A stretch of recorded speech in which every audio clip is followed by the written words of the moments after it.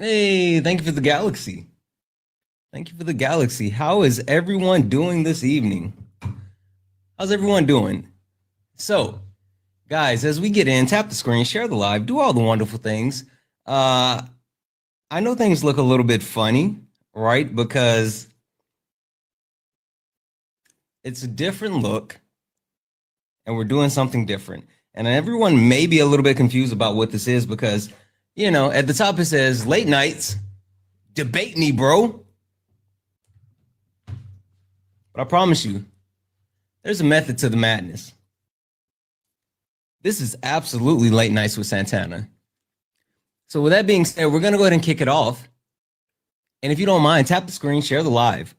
Tap the screen, share the live. Let's knock out the daily gift goal.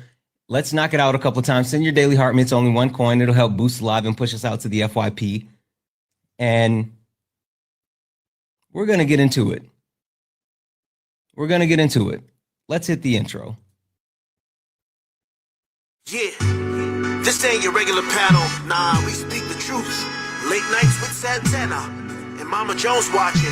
Better keep it clean. Let's go. Late nights, truth in the convo. Everybody get a seat at the table. From the block to the books, we mindful. No screaming, just dreams in the Bible. One mic, one voice, we build bridges from the heart of the hood to the world's big issues. Politics, pain, different cultures. But the real ones listen before they rebuttal. Late nights with Santana. Yeah, Mama Jones watching, so keep it grown. Ain't about flexing, this is a purpose zone. Santana hold it steady when it might get hot. But we ain't here to fight, we here to connect the dots. Yeah, late nights with Santana. You already know. Late nights with Santana. Late nights, no static. No highlight reel, this the soul's reflection. No shade throwing, just connection. From streetwise truths to deep reflections, we turn hard talks into blessings.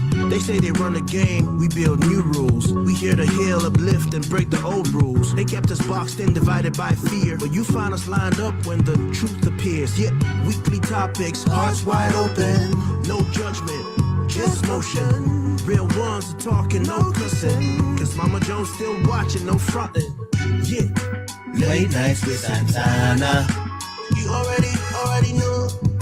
Late nights with Santana. Late nights, no static. Yeah, Mama Jones watching, so keep it grown. Ain't about flexing, this is a purpose zone. Santana hold it steady when it might get hot. But we ain't here to fight, we here to connect the dots. Mama Jones watching, so keep it grown. Ain't about flexing, this is a purpose zone. Santana hold it steady when it might get hot. But we ain't here to fight, we here to connect the dots. Weekly topics, hearts wide open. No judgment, just motion. Real ones are talking, no cussing. Cause Mama Jones still watching, no frontin'. Yeah, late nights with Santana. You already know. Late nights with Santana. Hey. Late nights with Santana. You already know. Late nights with Santana. Late nights with Santana. You already know. Late nights with Santana. Late nights. All right, guys, welcome in. This is Late Nights with Santana. Listen, I know everyone may be looking at the screen and you may be thinking, hey, are we about to get some debates? Are we going to get some debates? No, not really. But what we will get is something a little bit different. Something that most people aren't really thinking about.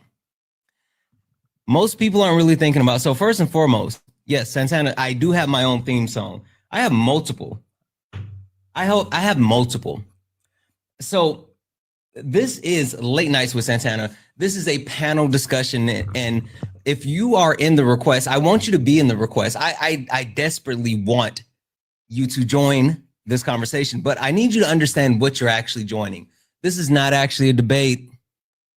It's not actually a debate. I know you guys want to actually debate, but you're not debating. What this actually is a panel discussion. So anyone is welcome to join at this moment if you would like to actually talk about the topic. And the topic this week is debate me, bro.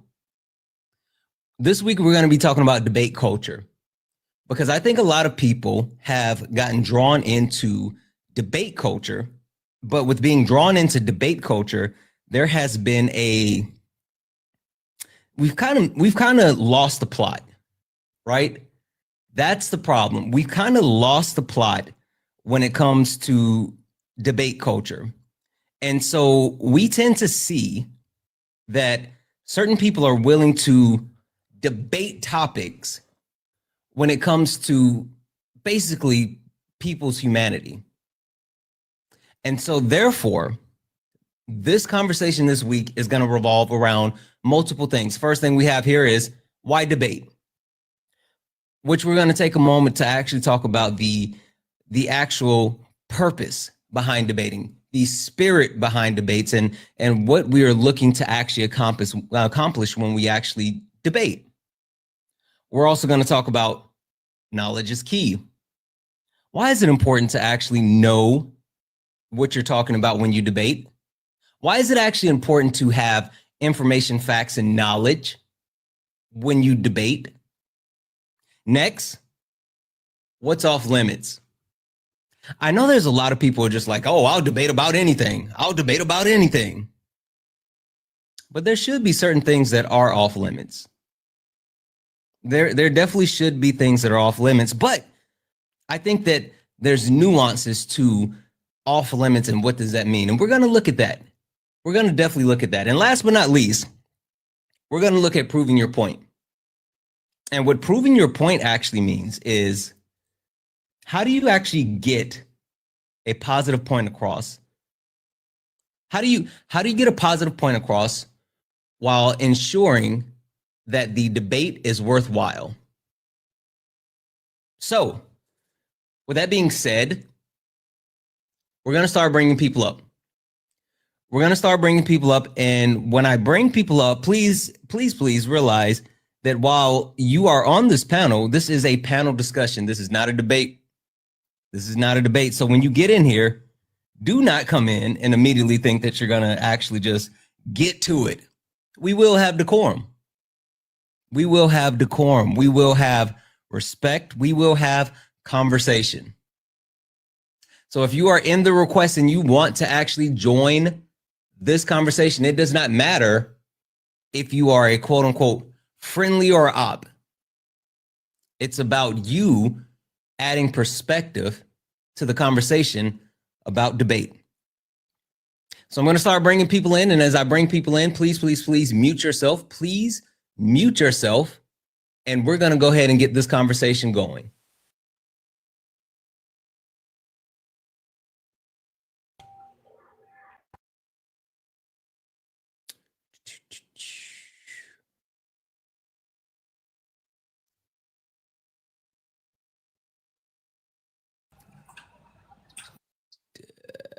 Guys, as we get you in on the panel, please mute yourself. Please mute yourself. And we're going to get going here in just one moment.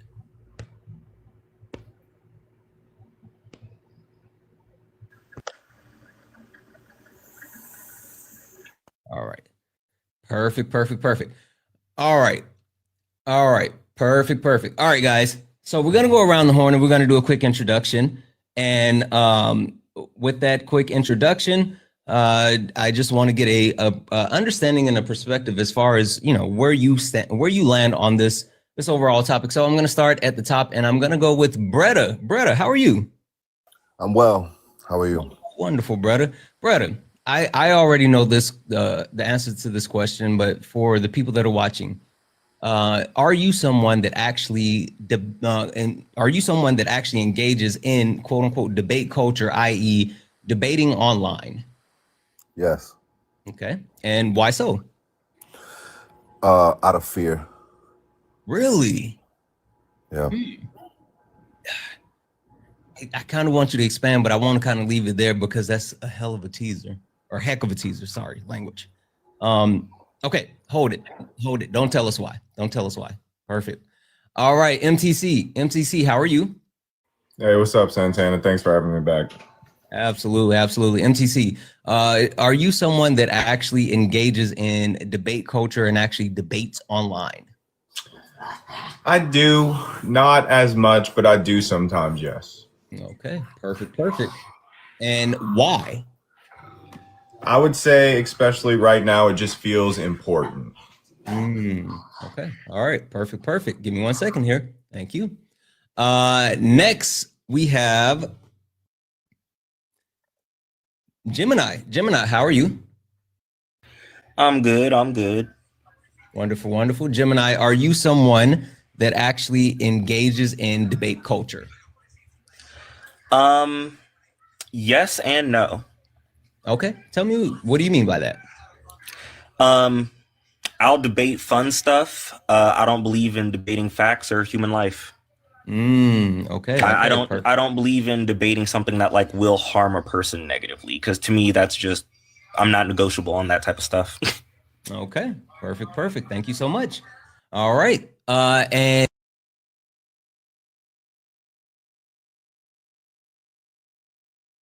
all right. And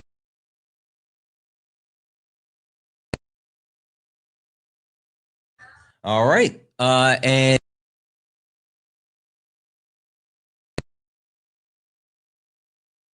all right. And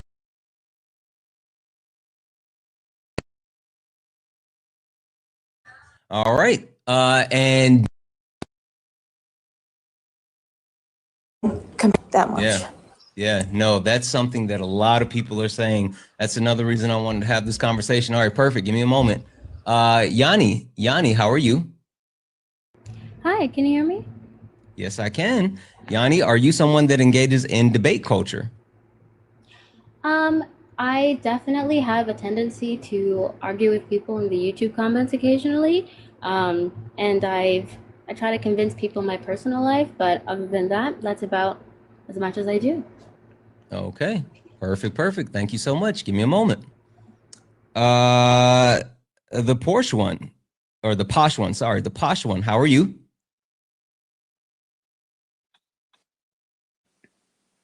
The posh one. I'm gonna send you a request to come off mute.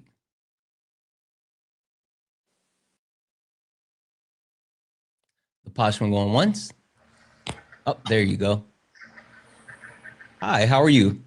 Hey, good. How are you? Can you hear me? I can. The posh one. Are you someone that that engages in debate culture? I I would have to say no because I know I lean very left and I don't want to have that drama. Okay. All right, perfect. All right, give me a second here. And last but not least, Ice, how are you? Good. I think I already know this because I believe I've spoken with you, but for the people, are you someone that engages in debate culture? Well, this is all my personal opinion. Yes, I debate in yes, I debate and debate culture. Sure. Okay, and why so? Engage in debate culture, yeah. Yeah, why so? Well, because debate is I'm trying to intellectually counter the left. I think the left is fucking insane. Okay, well, hold So I'm on. trying to This is hold intellectually on 1 second, counter. Ice. Go ahead. This is Go late ahead. night, so we don't say we don't swear because Mama Jones is watching. But anyway, go ahead. Floor is yours. Well, I'm trying to intellectually counter the deranged mind of the left. The left is insane. Okay, all right, perfect.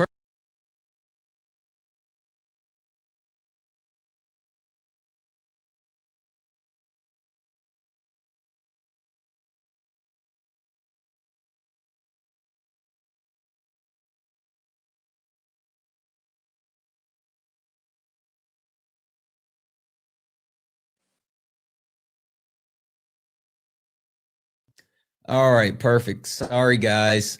I just need to actually make this super quick adjustment. Super quick.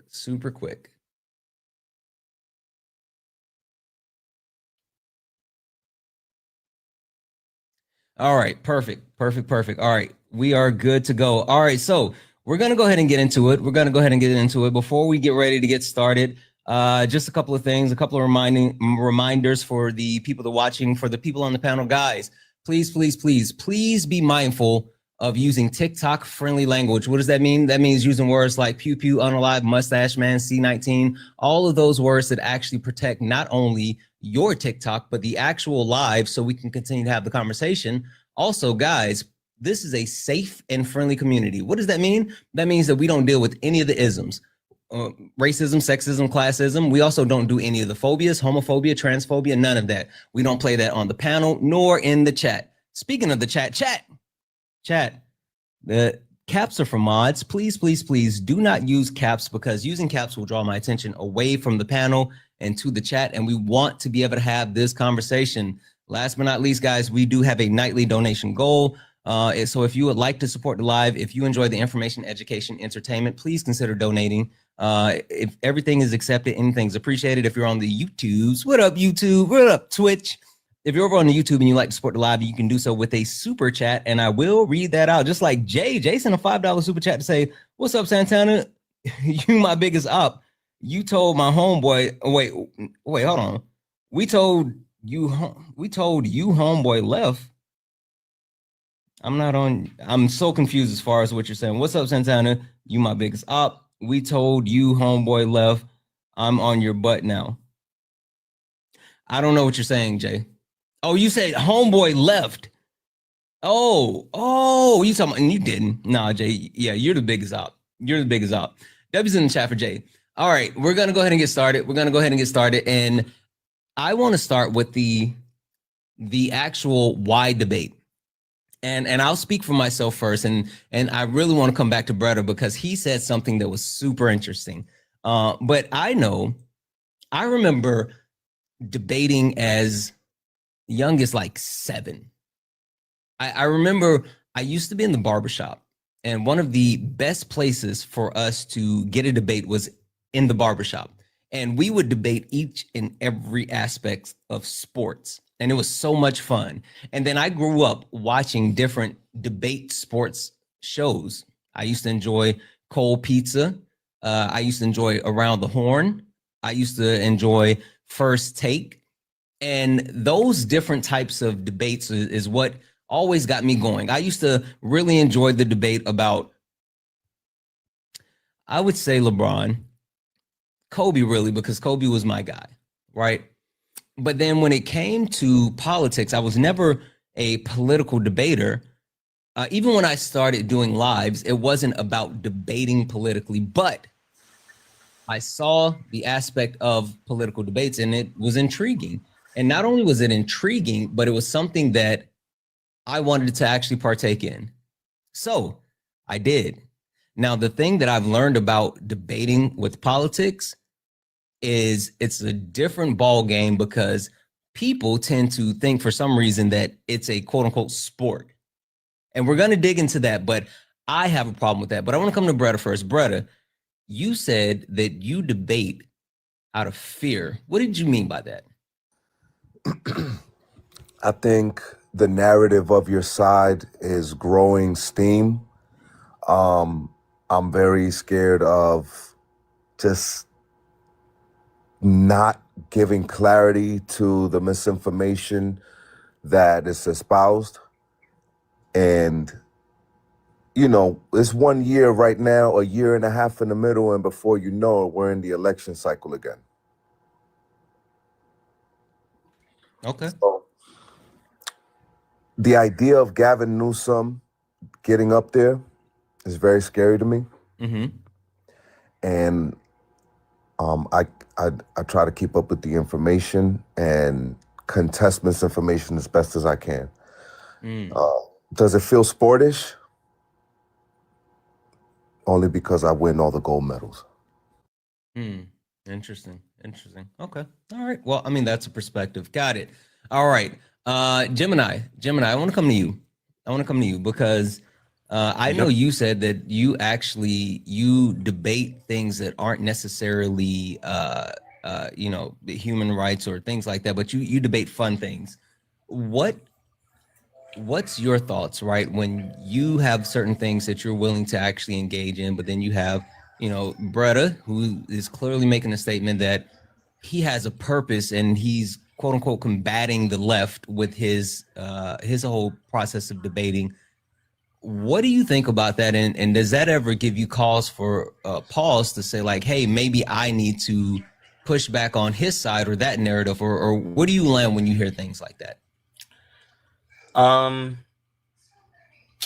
I think, like, first off, I'm young. I'm only like 21. So a lot of political stuff has been a blind side to me on a level. Like, I've made jokes recently even about Jaden Smith. Where like, damn, he was really cooking back in the day. Like, now I see what he meant by let's talk about it. I'm definitely into politics. I'm definitely into the serious conversation.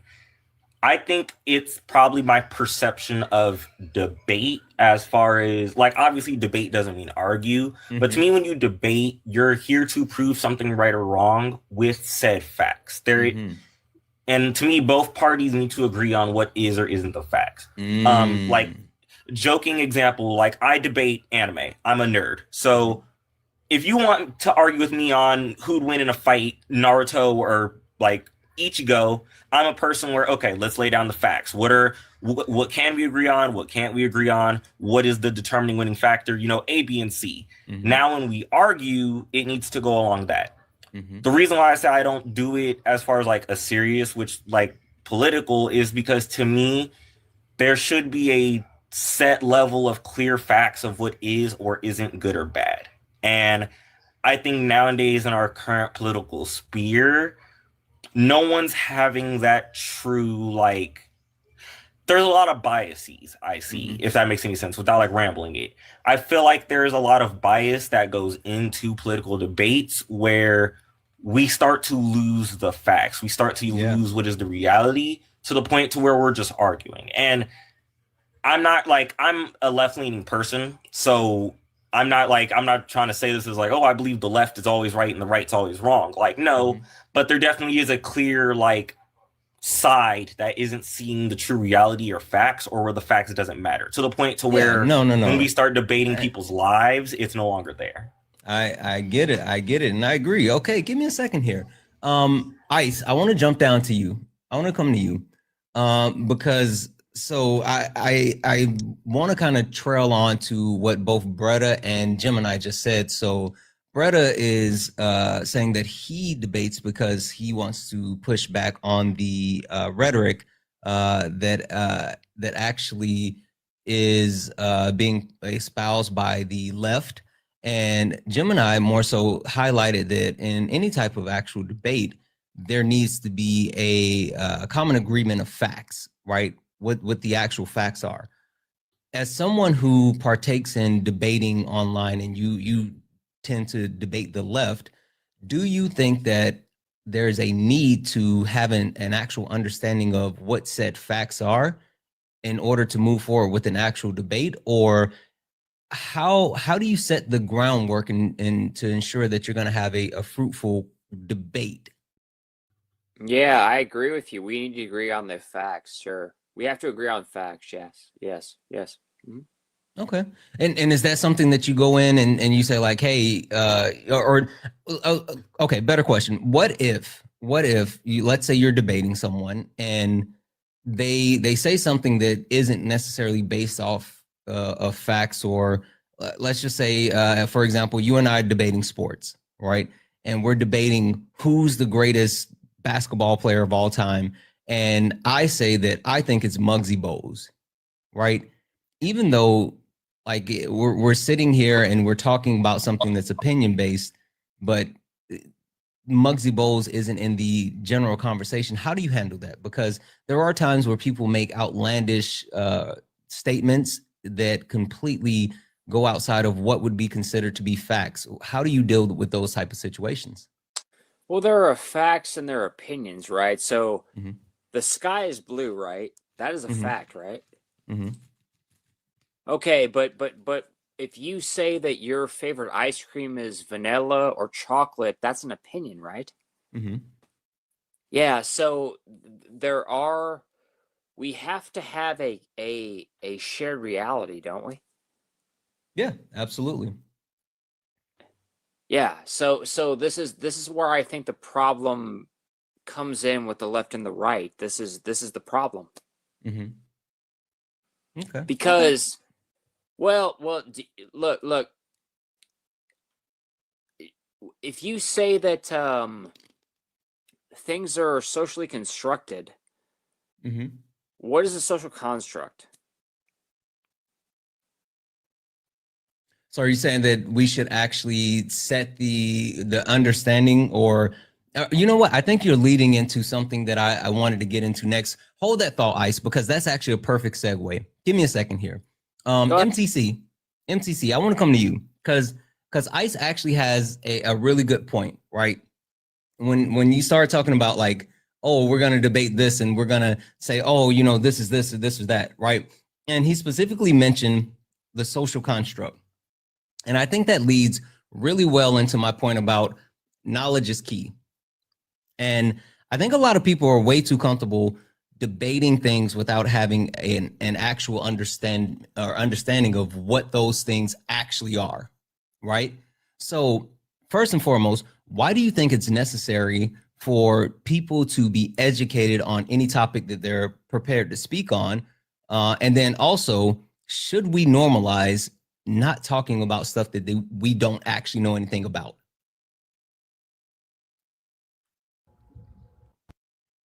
You're talking You're to muted.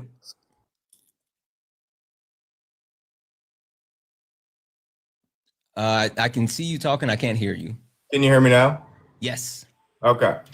First and foremost, knowledge is one of the most important things so that we can understand what we're talking about, because absent of that, we're just using words. And that's no point in wasting anyone's time to listen to those words. That's part of why I don't like AI right now. Why are we going to, create slop for someone to consume? Our time's precious on this earth.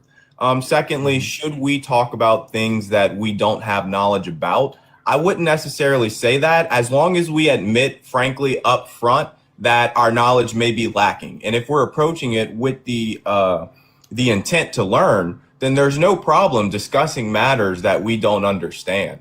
I was just talking to my best friend today, Alex, who's watching this live. Hey, Alex, that, the reason that we debate is we've created a society where we do not want to wage war. And so we must wage war of ideas. And if we cannot do that, then how do we come to agreement on how things should move forward as a society? And they'll call us crazy, they'll call us whatever, but that's, using our words is how we solve problems as people, as these big brain monkeys that we are now.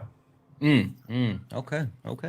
Yeah, I do think the actual understanding of, as far as why it's important and how we go about doing so is absolutely the premise of being able to actually engage in debate, but even more so, to your point, right? Having a certain baseline, a level of knowledge and understanding is critical. And so when you enter a conversation, you don't want to enter a conversation from the premise of like, hey, teach me this, but you want to be able to defend your point. But also, and just my personal opinion, I never want to speak in public about something that I don't actually know about, because then I'm bringing nothing to the conversation. I want to go to Yanni. Yanni, I want to come to you. Yanni, why do you think it's so important to actually make sure that when you are engaging in any type of debate, you not only have a premise of knowledge, but you actually have an understanding of the things that you've learned? And why is it, do you think, that people have started shifting to this whole do your own research type of deal instead of actually accepting like credible sources? Yeah. So if you don't mind, I'm going to address that last point first. And Sure. I think that I have spent a lot of time over the past, since November of last year, reflecting over what kind of went wrong, just like everybody else kind of has, or my side has, or our side anyway. And I think that there has been a seed of distrust that has been sown into the general public. And I think it's because of the fact that academic literature in of itself is not written for normal people. Well, yeah, like people who, you know, maybe not have a high school education or even like a college degree can be able to really parse through that language and get a firm understanding of it. And I think that because sometimes the language is so complicated and difficult to understand, it leaves it leaves a lot of vulnerabilities, I think, for malicious intent to kind of exploit that and simplify it and kind of like misinterpret that information. But because it's packaged, the misinterpretation is packaged in such a simple way that it's way easier for people to understand. Whereas the answer or like the whole thing is so nuanced and complicated that it takes, you know, a specific level of education to be able to understand in the first place, I think. Okay. Yeah, I do. I completely agree. And I think that when you start to dig into that realm as far as like, oh, you know, I do my own research, and I always have the question as far as like, what's your research? What's credible sources do you rely on? And fun fact, people, YouTube is not a credible source. It's not a credible source. You can't just say, oh, I saw a video on YouTube. Yanni, What are your sources, Santana? I'm sorry. well, give me a minute, brother. We'll come back. But when it comes to ensuring that you actually are using credible sources, and actually, brother, that's where I was going. You want to make sure that it's not only peer reviewed, but it is something that's widely acceptable. Now, we definitely understand that you can look into studies, you can look at economical data, depending on what subject that you're actually talking about.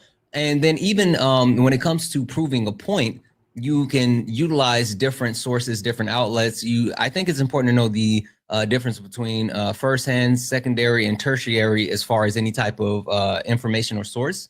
But understanding that everything has some biases. When you talk about even you can take a look at a study, right? You can understand that depending on who petitioned the study, there could be an end goal that is intended. Now, it could lean one way or the other, depending on the results that were hoped for by whoever commissioned the study. But there's always a point and the capability to reference where you got that information from. So I think that's really important, and that's a great call out, Yanni. I want to come to Jenny. Jenny, for you,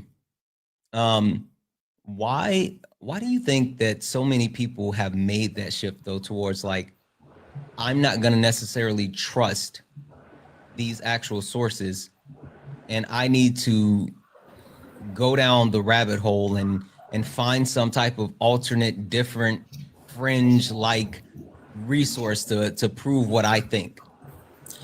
I think naturally as people, when we come to think or believe something, we want that to like be 100% true. We want to be right. We don't want to be wrong. And a lot of people, they just don't want to accept that they're wrong. They will see something that is very clearly a fact. You know, it could be common knowledge. It could be very obscure. It doesn't matter. They will try every way possible to make it look as if that fact is not true, just to prove their point. I think people have, with the growing of social media, people don't care about the facts anymore. They care about how to make themselves seem as if they have the facts and that they are smart, even if they're not true, even if they're the complete opposite. If you understand what I'm saying. I do. And I think that digs at the heart of people wanting to be right. And I'm sorry, people wanting to be right instead of getting it right. I think that's a whole premise of people who are willing to look for certain things just to make their point. And even though it may be something that's easily disprovable or something that's discredited, if it's something that they can use in the moment just to actually win the quote unquote debate at the moment, they're willing to do that, even if it's not real. Yes. Okay, perfect. Give me 1 second here, Jenny. Guys, I just want to say really quick, W's in the chat for Yolanda. Yolanda sent a $9 donation towards the nightly donation goal and saying, thank you for sharing knowledge and information. Yolanda, thank you so much for the $9 donation. Guys, that means we only have $241 left in the nightly donation goal. If you, there's 441 people hanging out. We can definitely knock that out. Cash App, PayPal, Venmo, all the pay links and the link are in the bio. Santana Speaks for You is the best way to support the live. Everything is accepted, anything's appreciated. If 241 people send $1, we can definitely close out our nightly donation goal. The posh one, I want to come to you. I want to kind of round this up because I know that there's a lot of people that actually engage in debates for different reasons. And we've talked about the people, the need to have a real understanding of knowledge and the topics that you're actually debating in. And then also how people have shifted the quote unquote resources, what they deem to be acceptable. The posh one, I want to just find out from you. Do you see the trend where people are shifting more of the debate to sport than anything else? And if you do, what do you think of that?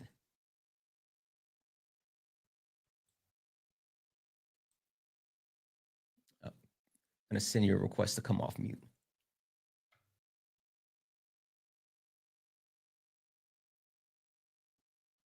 And Posh one, are you there?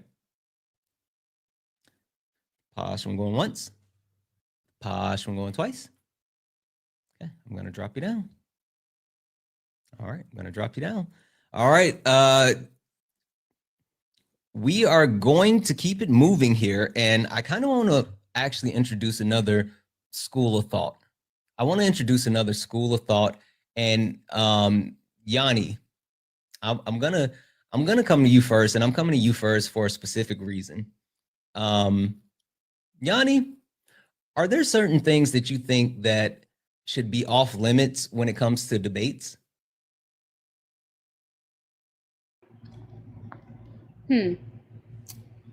That's a really good question, actually. And honestly, I would be curious to get Gemini's opinion on this also, because he references that he mainly does like anime debates, right? So, and I heard earlier you were saying that you used to debate about sports and all sorts of things, in the barbershop. And I myself I debate about literally the weather. So I think I think at first we have to define, like, before we can define like what the guardrails are, we have to first define what the arena is. So I think, like, when it comes to political debates, we have to define what politics is to us. And I think that we have a difficulty with that first. Like, I feel like a lot of people think that politics is like, it's not important, that you can bury your head in the sand, that, just, it's whatever, it's all corrupt, and that, there's nothing you can do. And the thing is I feel like that is a really toxic mindset. And hold on, I had a brain fart. I'm so sorry. No worries. I was just going to say, because you were saying a question, I was wondering what was the question going to be. Yeah. Oh, yeah. Just like, yeah, what is political identity? I think that's what my main point was, like, do we know, for some people, it's like inconsequential, and for some people, it's morality. And for me, I feel like it is at the heart of everything, because I feel like without quote unquote politics, I myself identify as a Black woman, so I feel like I wouldn't have the rights that I have without politics. And so I feel like politics in of itself is very fundamental. So I think that first we have to figure out, are we having a discussion on facts, or are we also taking your identity and your feelings into account in the conversation? Because if you do, you have to kind of fight in different ways, I think. Yeah. Okay. All right. Give me a second here. I know you had a question, or you said you had a question for Gemini, but I actually want to go to Bretta. Bretta, do you think that there should be certain things that are off limits when it comes to debates? If so, why? If not, why not?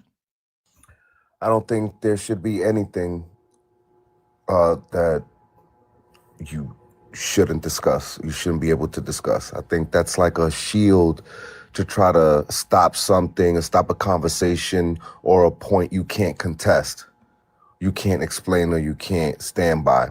And it's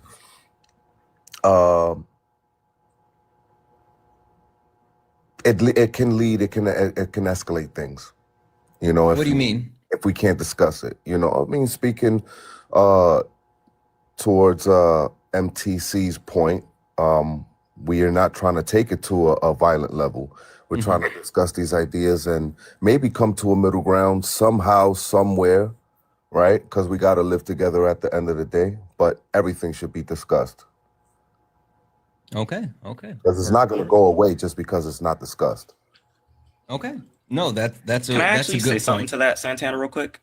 Yeah. Actually, go ahead. I was gonna come to you next, but make your point. But the point that I would love to hear you follow up on is, do you think that the mindset of saying that everything should be on the table is a dangerous one? Oh, that's actually exactly what I was going to go to. Go for it. So I think it is okay. In the situation I was talking about debate, I do think saying everything can be debated is dangerous. The reason why I say this is because, yes, some things should not be up to debate. Conversation is different. To talk about a subject is different from debating it. Because, okay, like a simple example, as a black man, nobody should ever be trying to debate that racism's okay. Full stop. There is no good argument for why racism is okay in any sense. I'm not going to sit with someone who openly says something racist and is now like, prove me wrong. I'm not going to do that because off rip, like racism is illogical. There is no like factual anything you can put to racism. Now, if you're saying like the conversation amongst it, like us as black people talking about systemic oppression, talking about how racism has affected us negatively, positively, whatever, that's different. But if someone wants to come in and say, well, I think racism's good because A, B, and C, I'm stopping. I'm not going to do that. And it's the same for kids. I'm not going to argue, is child pregnancy okay? I'm not going to do that. I'm not going to argue, is throwing people with mental health, in insane asylums. I'm not going to do that because that to me is not only crossing a line, but now we've gotten to a point to where we're arguing the dangers that will affect people negatively versus the conversation. It's good. And I've even said it. We should talk about racism. We shouldn't debate racism. Two different things. That's what I'm saying. Yep. I completely agree. I'm going to come to Ice next, and then I want to come back to Jenny. But let me read these off really quick, guys. W's in the chat for Jay, who sent a $10 super chat to say, the biggest problem with debates today is that people are more interested in being right, not teaching and learning. That's exactly what I said. W's in the chat for Jay. W's in the chat for Hector, who sent a $5 super chat to say, the superior milk dud is here. Whatever, Hector. Whatever. W's in the chat for Susan, who sent a $10 donation and said, thank you, Susan. You're fucking awesome. Sorry, Mom. Sorry. Freaking awesome. W's in the chat for Purdy. Purdy sent a $10 donation saying, awesome topic. Thank you for the space. Absolutely, Purdy. Thank you so much for being here. You're freaking awesome. You're always here with us. So I appreciate you. And W's in the chat for Jay, who sent a $10 towards the nightly donation. It's a nightly gold contribution. Nothing but love, my brother. Nothing but love. I appreciate you so much, guys. That means now we're only $211 from closing out our nightly donation goal. So if you like to support the live, if you enjoy the information, education, entertainment, please consider donating. Everything is accepted. Anything's appreciated. If you're over on YouTube and you like to support the live, you can do so. And Santana Speaks for You is the best way to do just that. Ice, coming to you. What do you think about the point that has been made so far? Because I feel like there's been some good conversation kind of back and forth about what whether things should or should not be off limits when it comes to debates. And while Brett is saying like he thinks that it's necessary to be willing to debate everything in order to keep from escalating to a different level of conflict, Gemini makes a great point as far as there's certain topics where they just seem absolutely unreasonable, and it should be an overarching consensus that like, hey, this thing is bad or this thing shouldn't be talked about. Where do you land with that, Ice? I don't think anything should be off limits. Why Nothing. so? Well, because conversation, talking is what we have to do. So no, nothing should be off limits. Nothing. Okay. All right. Give me a second. Jenny, coming to you. And I specifically kind of been holding this here, and I want to hear what you have to think or have to say. So there's a underlining thought that nothing should be off limits. But I personally think that there should be limits as far as what is or is not off limit. What I mean specifically is, I think that there's a misconception that people think that just because they can debate the topic, they should debate the topic. And my question to you is, just because someone can formulate a actual debate on a topic, let's say men debating abortion, do you think that they should debate abortion just because they can formulate an abortion debate? Wow, that was in my head before. Like, I was thinking what I was gonna say. That's what I was gonna say. I think to an extent. I mean, I think if you're pro, because here's the thing, right? If you're pro, you're not talking like about women's bodies. Like you're not trying, because when you're anti, right? You're saying, you're a man saying what you think women should do with their bodies. And when you're pro, you're saying you should give women the option. Those are two completely different things in my opinion. And I think that at least like a few times it's okay. However, if it's your entire personality, then I think it's a problem, because at that point you're then your whole entire like personality is online is for people to debate you on that specific topic, and that topic is women's health. So yes, you are promoting pro like choice. However, you're also causing another side, because people will listen to that and hear you debate someone else on that topic. And a lot of people, your followers, will agree with you. However, there are always going to be people who agree with the other person. And I think platforming like these debates that are against human rights, like even if you're going against it, there's still people who are going to agree with the other person, and then they're going to go onto a debate and say what the person that they heard are, and it's gonna create a whole platform that we don't want. So I think it's important to talk about it, but it shouldn't be one topic, the entire platform, if you know what I'm talking about. Yeah, no. I completely agree. And I understand that. I think that a lot of people, I see you, Gemini. You got to give me a minute though. I completely agree. And I think that a lot of people get caught up in debate bro culture, right? The Phil bro culture. And I think that digs at the heart of why I wanted to have this topic this week, because there's so many people that think just because they can formulate an opinion, whether it's for or against a topic, that they should actually debate that topic, and they take the humanity piece out of the actual topic.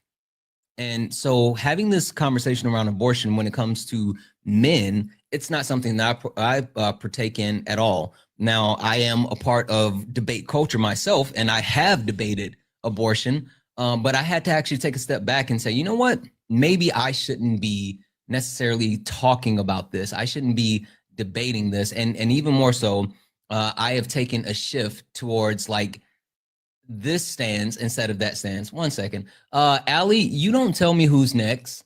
Just FYI. For the people in the chat and the comments, let's keep it super respectful. Also, two, this is my panel discussion, so you don't get to actually dictate who actually goes next. It doesn't work that way. So Just an FYI. But with that being said, I've had to take certain debates and shift those debates to something that I feel like is more suitable for not only me, but for the conversation. I will lay the exact example out. I don't debate abortion, but I will debate men on mandatory vasectomies. That's my line in the sand. That's how I actually work. Yanni, I know you said that you had something that you wanted to say, so I want to come to you. I would love to hear your thoughts on that, specifically, like your thoughts on, men for some reason being hell-bent on debating abortion. And then you had something that you wanted to say. I want to come to MTC next, and then Gemini.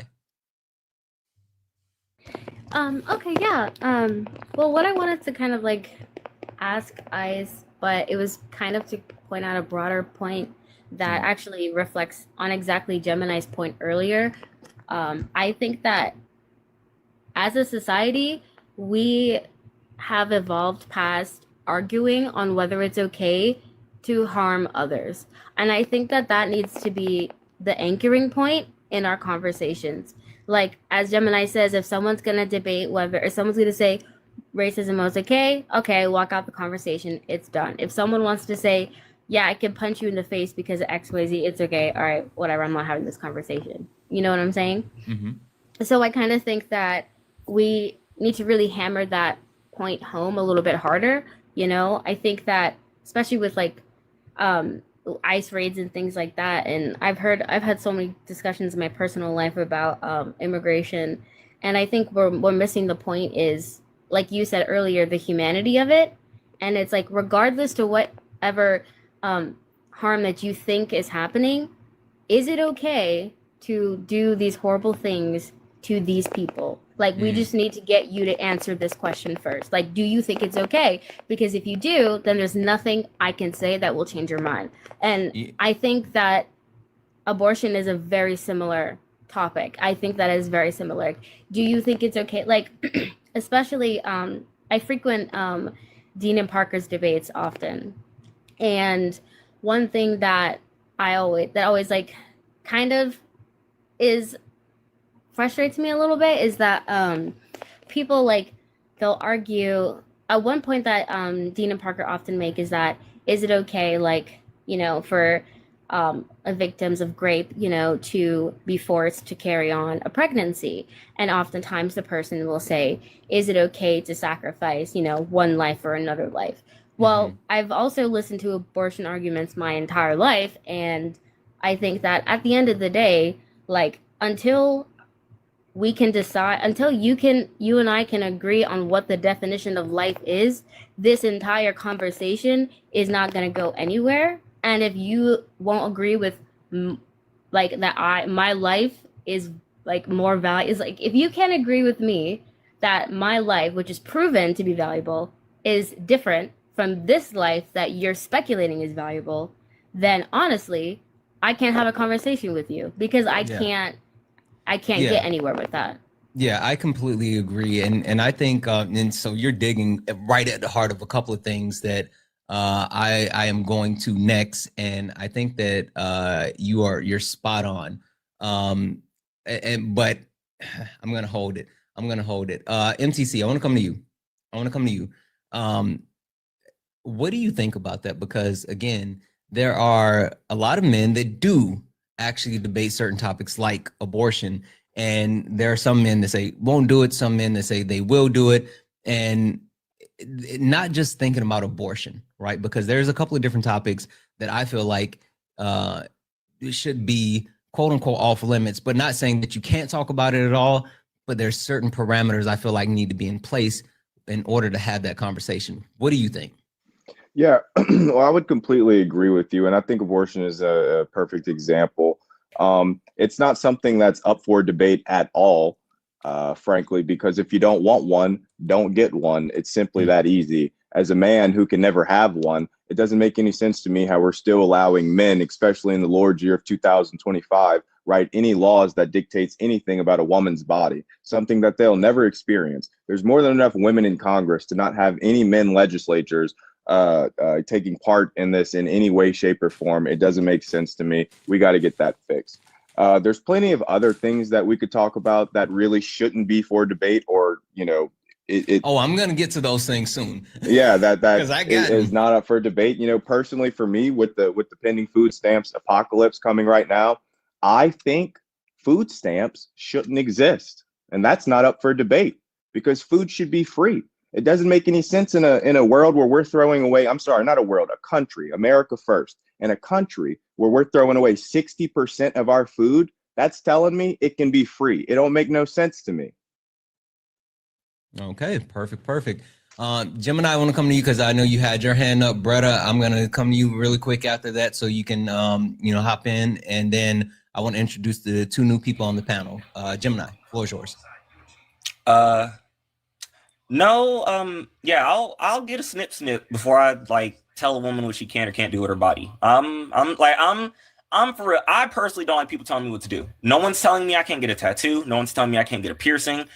I'm not finna tell the next person. I'm a grown ass man. You're a grown ass woman. Do what you need to do to survive. Do what you need to do to feel comfortable. Oh, sorry. Apologies. Even with that, because I'm a person where, because this is what I was gonna say earlier to like what Jenny and Yanni, is it Yanni? Making sure I'm saying it correct. Mm-hmm. When y'all were earlier talking about it, I was even saying like how we said the facts. To me, I think another problem, even like, and abortion is a very good topic to bring up about this, is one, can you accept being wrong? I don't think a lot of people can accept being wrong. When I bring you the facts and I say you're wrong, I do, like, that's my first thing. When it comes to abortion, I feel like there's a big part of it where it's not only just the saying that you're wrong, but okay, like, do enough people know how many women unalive to childbirth? Do enough people know the stressors that goes on the woman's body during the 9 months of pregnancy? There's so much things that goes into that topic outside of just saying, is it good or is it bad? That's my part. On top of my own personal belief, banning abortion is not going to stop it. It's still going to happen. Yeah. It's like, and I'm saying it from family members who I've known, events. I don't need to go into details. It's not going to stop anything. It's just going to make it harder and more dangerous. A lot of people should know this. So to me, even on that argument, it's not only illogical, but like a lot of us just said, if you don't want it, just don't get it. But you thinking you're going to ban it is not stopping anything. And the other part I was going to say to what MT said is like, shit, I forgot what MT said. But language, this is the last time, Gemini. Sorry.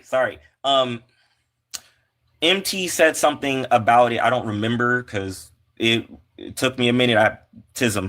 But no, yeah, that's my part. Is like, to me, it's none of my business. On top of, I'm not just thinking about the AB itself. I'm thinking of the circular problem, because I know about the fact that there was a lot of, people getting ABs in apartment buildings, people doing other dangerous things. And I feel like at our current point of it, I would rather a person go to the doctor's office and get it safely than do something dangerous that'll risk their life in the future. That's my standpoint on it. Yeah, and it's none of my business as a dude. Like I said, I'll vote for everybody to get snips. Yep. I agree. And I think that's something that a lot of people don't take into consideration, in just the actual, like, the, not only the necessarily alternative, but the just the ability to make your own decisions, where a lot of people tend to place their decisions on others. So absolutely. Give me a second here. Bretta, I want to jump to you really quick, because I want to hear your thoughts on that, but even more so, because I feel like I know where you fall on that. But Bretta, you're a Black man. Do you think that racism, in a sense of like your humanity, whether you as a Black man should have rights, equality, if you should be able to, partake in the quote unquote American dream, do you think that that's something that should be debated? That's a loaded question. It is. And I did it on purpose. Yeah. A loaded question. Should my equality as I got my air quotes up, my equality as a Black man, air quotes on both of those, right? Mm-hmm. should it be debated? What is there to debate if everybody is afforded the same opportunities in this country? Right. But what I'm saying is, should there actually be a debate whether or not you as a black man should be afforded those opportunities because you're black? Okay, I'm not black, I'm Dominican. Right? So I'm not black, I'm Dominican. You're black. You're black, brother. You're black. Anyway. hold on. Let me ask the chat if I look like a black man. Let me turn on my camera. They're gonna say I don't look like a black man. That's what they're gonna say. Like, he looks nothing. Brother, what is race? What is race? Mm-hmm. Hold on a second. I look like a black man? Yes. Yes. Yes. Yes. Absolutely do, brother. I look not like a black Like you man. could be my brother. Yes, you, Bretta, stop playing. Exactly. Yes, you do. Exactly. Now, brother, answer the question. Okay. And be truthful. It's I'm joking. I know I look like a black man. So I'm American, by the way. And sure, it should be debated if there's shortcomings on people see some shortcomings on the other side and they want to voice their opinions. Of course, if there are contesting points that can be presented in a mature fashion and calm debate, sometimes spirited, passionate diatribe, sure, yeah. So you're good with your humanity being a topic. But why does that reduce because the way you put it is like it reduces my humanity for. But that's what it is. If you feel like there are shortcomings in the institutions that make it unfair for a certain amount of people and you want to voice that, then I'm for that. If there are opposing ideas and they tell you, hey, maybe you're wrong about this, and you have this conversation, then I'm for that. Right, but be very specific and think about this, brother. So the opposing ideas would be, you don't deserve rights because you're black. It's not that, black people don't deserve rights because they don't pay enough in taxes. Black people don't deserve rights because they don't make up enough of the population. That's not the opposing view. The opposing view is, this is why, I'm specifically asking the question, because it's about your humanity. It's saying that black people don't deserve rights because they're not equal as humans. And do you think that's something that should be debated?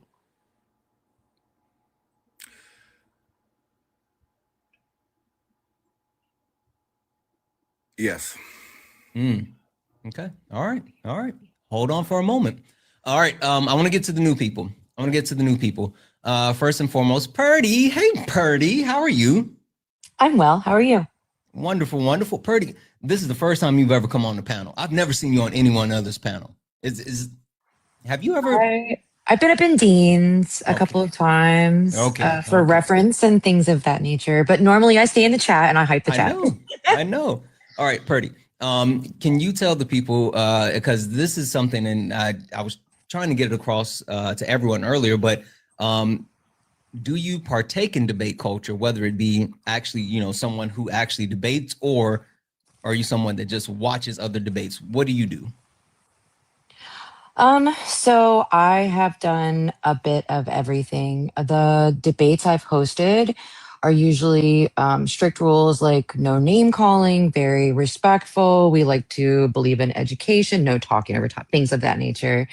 Just try to be strict about that because I believe when you are debating that it's important to let the other person speak all the way and just hold equal space. Even though you may not agree with what they're saying, you can follow up afterwards. But yeah, I'm kind of all over the place with that. Okay. All right. Well, you know what? I'm just going to throw you right in there. Do you think we should be debating humanity? I'm so sorry it cut out. Would you say that one more time? I said, I'm just going to throw you right in there. Do you think we should be debating humanity? Yes, but that's a loaded question. The Mhm. reason why I say that is because debates are what you're comfortable with. Because if you're educated on that topic, most likely you're going to be providing good information to be passed on. If you're not educated on it, or maybe you don't have any experience in it, you could be spreading false information just by guessing or other things. Well, so how do you combat that? Because that's one of the points that we talked about earlier. There seems to be a less of an interest for people that want to debate based off of knowledge and more so just based off of rhetoric, right? And so there's certain Right. people who don't actually educate themselves. They don't actually know about the topic. They don't do the legwork, but yet they want to actually speak on the topic just because it's something that they feel something about. Do you think that's dangerous? I think that's very dangerous. Feelings are not facts usually. Absolutely. Okay. All right. Perfect. All right. David, how are you? Fine. Yeah. Wonderful. David, can you tell the people, are you someone that actually engages in debate culture? And if so, to what level? Yes. I do it at every level. I join debates. I host debates every day about basically every topic. Yeah. Okay. David, I'm gonna kind of twist this just a little bit because David, when I came up with this topic for late nights, you are actually one of the people that inspired this topic. And when I say you, I mean people like you that tend to necessarily fit a mold of Phil Bros, right? So I guess, David, the question that I have for you is, would you consider yourself to be a quote unquote Phil Bro? And why do you think that that's something that is becoming more popular when you look across social media? I would say that I'm a beginner Phil bro, and the reason why it is more popular because people people think that philosophy is cool. People want to use big words about logic, ethics, and metaphysics, etc. Yeah, people just want to feel smarter than their opponent. Yeah. I definitely think that there's absolutely something to that. And even more so, I think a lot of people have a misconception as far as the end goal, but it does seem like there's a rise in that type of nature. And just for anyone that's saying what's Phil Bro, Phil Bro is philosophy brothers or whatever. But basically, so there's a certain subgroup of people who are engaging in they're not always engaging in a true form of studying philosophy, but they try to use different philosophers premises to make certain points. And even more so, they kind of stick to that certain mold, and they don't actually allow the human element of the debate to take form because it's so in accordance to the way that they want the structure to go, right? So they say, this is the premise, this is the actual philosophy premise, and I'm going to debate based off of that premise. And so that's a whole thing that keeps people locked into it. And I think that's, a little bit dangerous because that keeps you away from actually having a genuine conversation. But it's a thing. It's literally a thing. David, just a follow-up question for you.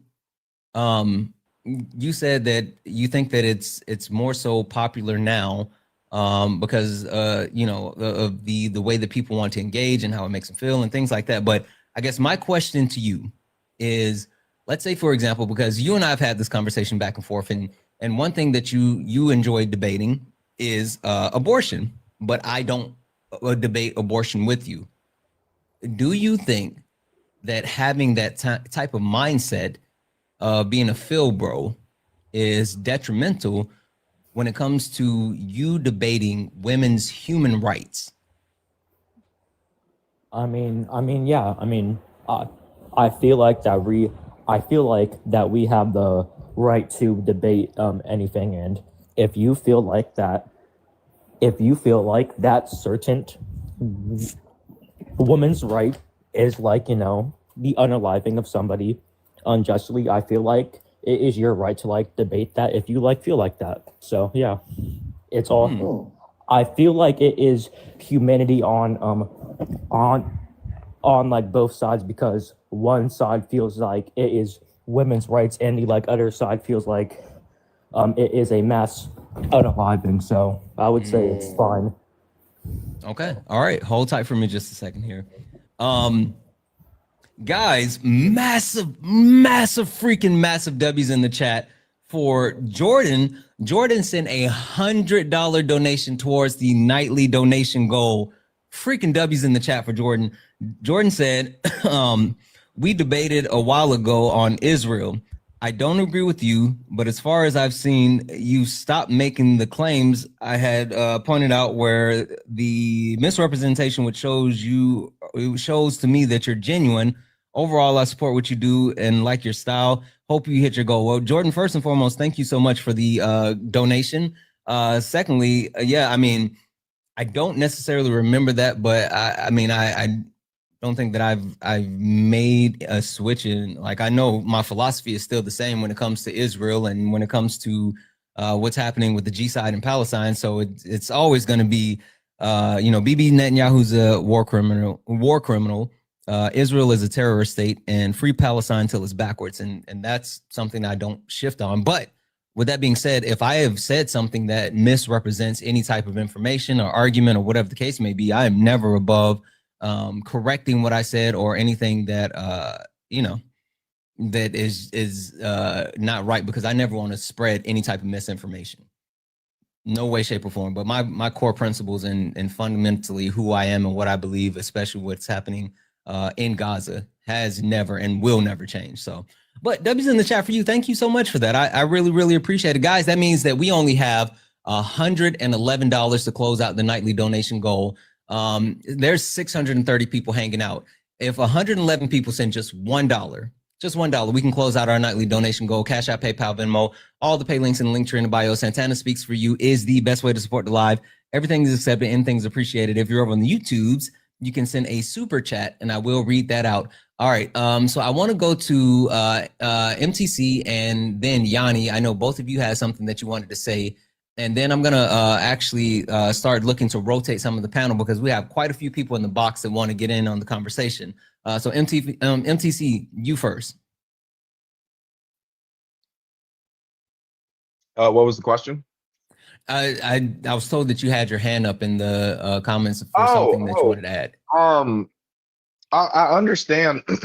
I understand why some of the panelists are saying that existence has to be debated. Because I'm not going to lie, in that conversation I had with my best friend Alex today, I somewhat came to the same conclusion. But since then, I understand. So they think humanity has to be debated, because they think that if we prosecute groups like the Trey K, that means that we'll be policing thought.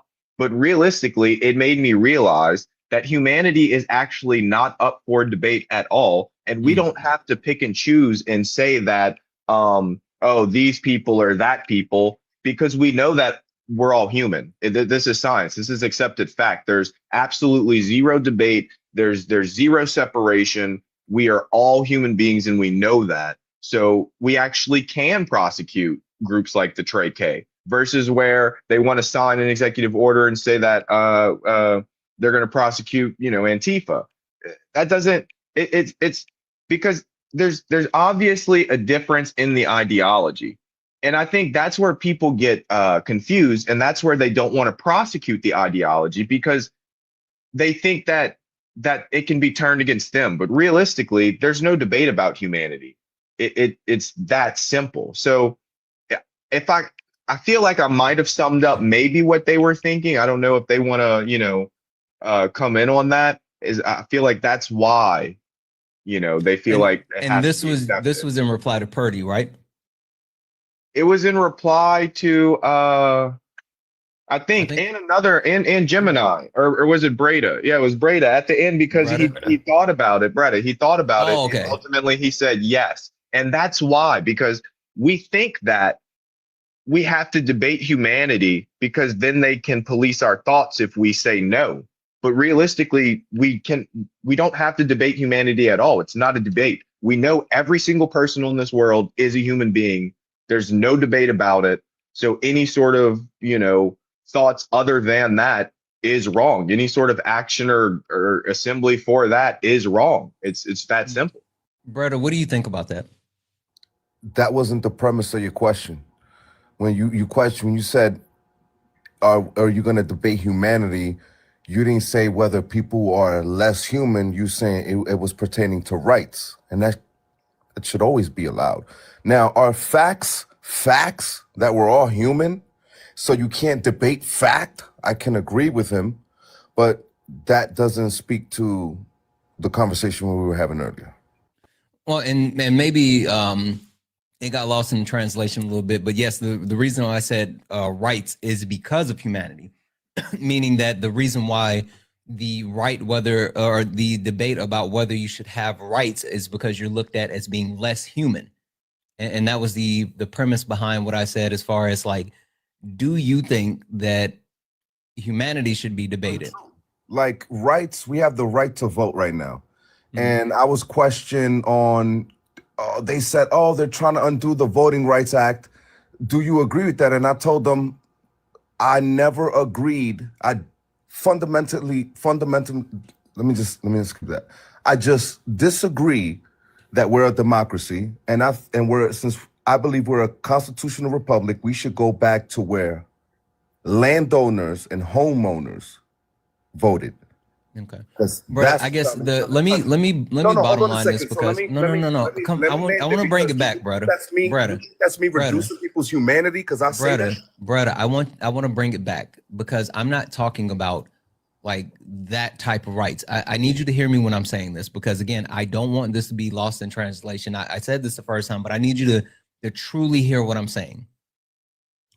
Do you think that your humanity as a black man should be up for debate, or people saying that you should not have the rights to do A, B, or C because you are a black man, and black men are not as human as white men? That's the point that I'm making. No. All right. Okay. No. Okay. If somebody wants to debate that, they should be allowed to debate that. But listen to what I said, right? In a conversation where they said the Voting Rights Act is being threatened, I responded that we're a constitutional republic, and in the foundation of the nation, only landowners and homeowners were allowed to vote. And we should go back to that. Okay. Well, right? Brett, I don't want to get too far into a debate, because, Brett, I don't want us to actually debate, because we're not debating, but we're talking about debating, right? So, okay. That's fine. I don't want to get into any preference. That I'm reducing people's humanity because I'm advocating for how the nation was constitutionally. Do you feel, because then people can no. The reason why I asked you that question is because I wanted you to personalize it.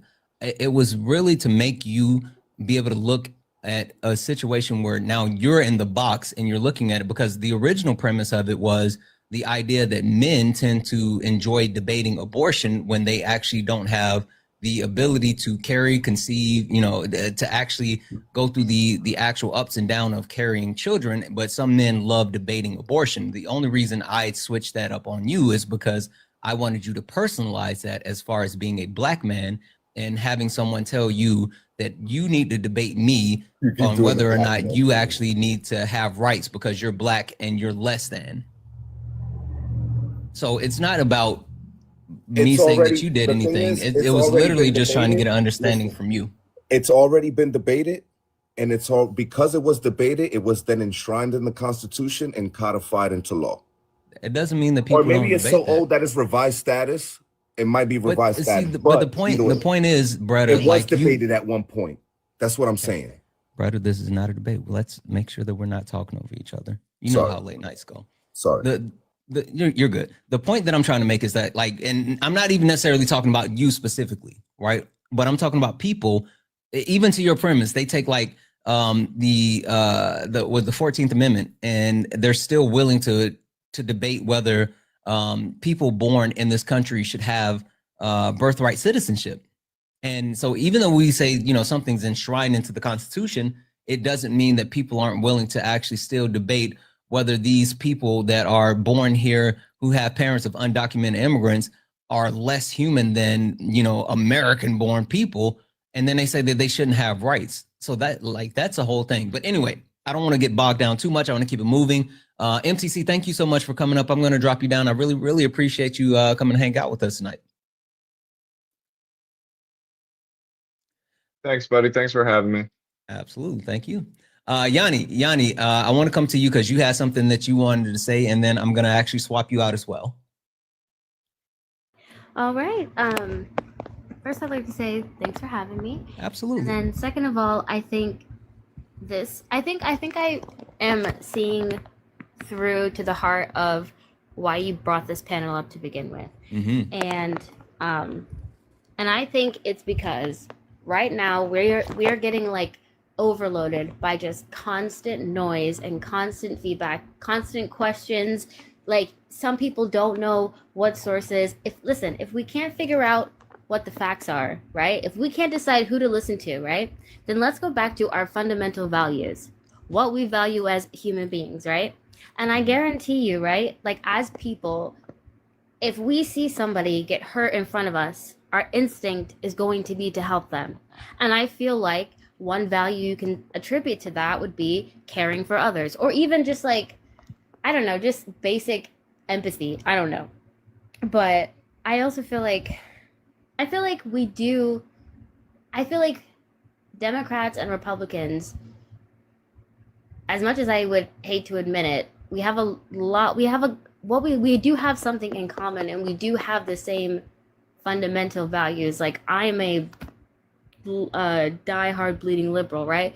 But literally everybody I know my entire life is a MAGA Republican, but they all love me, so we're good. But it's because, like, we all agree fundamentally that we want to treat people kindly, that I respect you, you respect me, and I think that we're missing that fundamental piece in this discussion. Like, you're a human, I'm a human, this guy from whatever country is also a human. And just because, like, he's from where, or you're from here, or I'm on this side, or I like sports and you like this team and blah, blah, blah, right? We're missing the fundamental point, is that, like, regardless of what you think, we still are guaranteed as humans. And I know we will all agree, at least the bare minimum, which is life.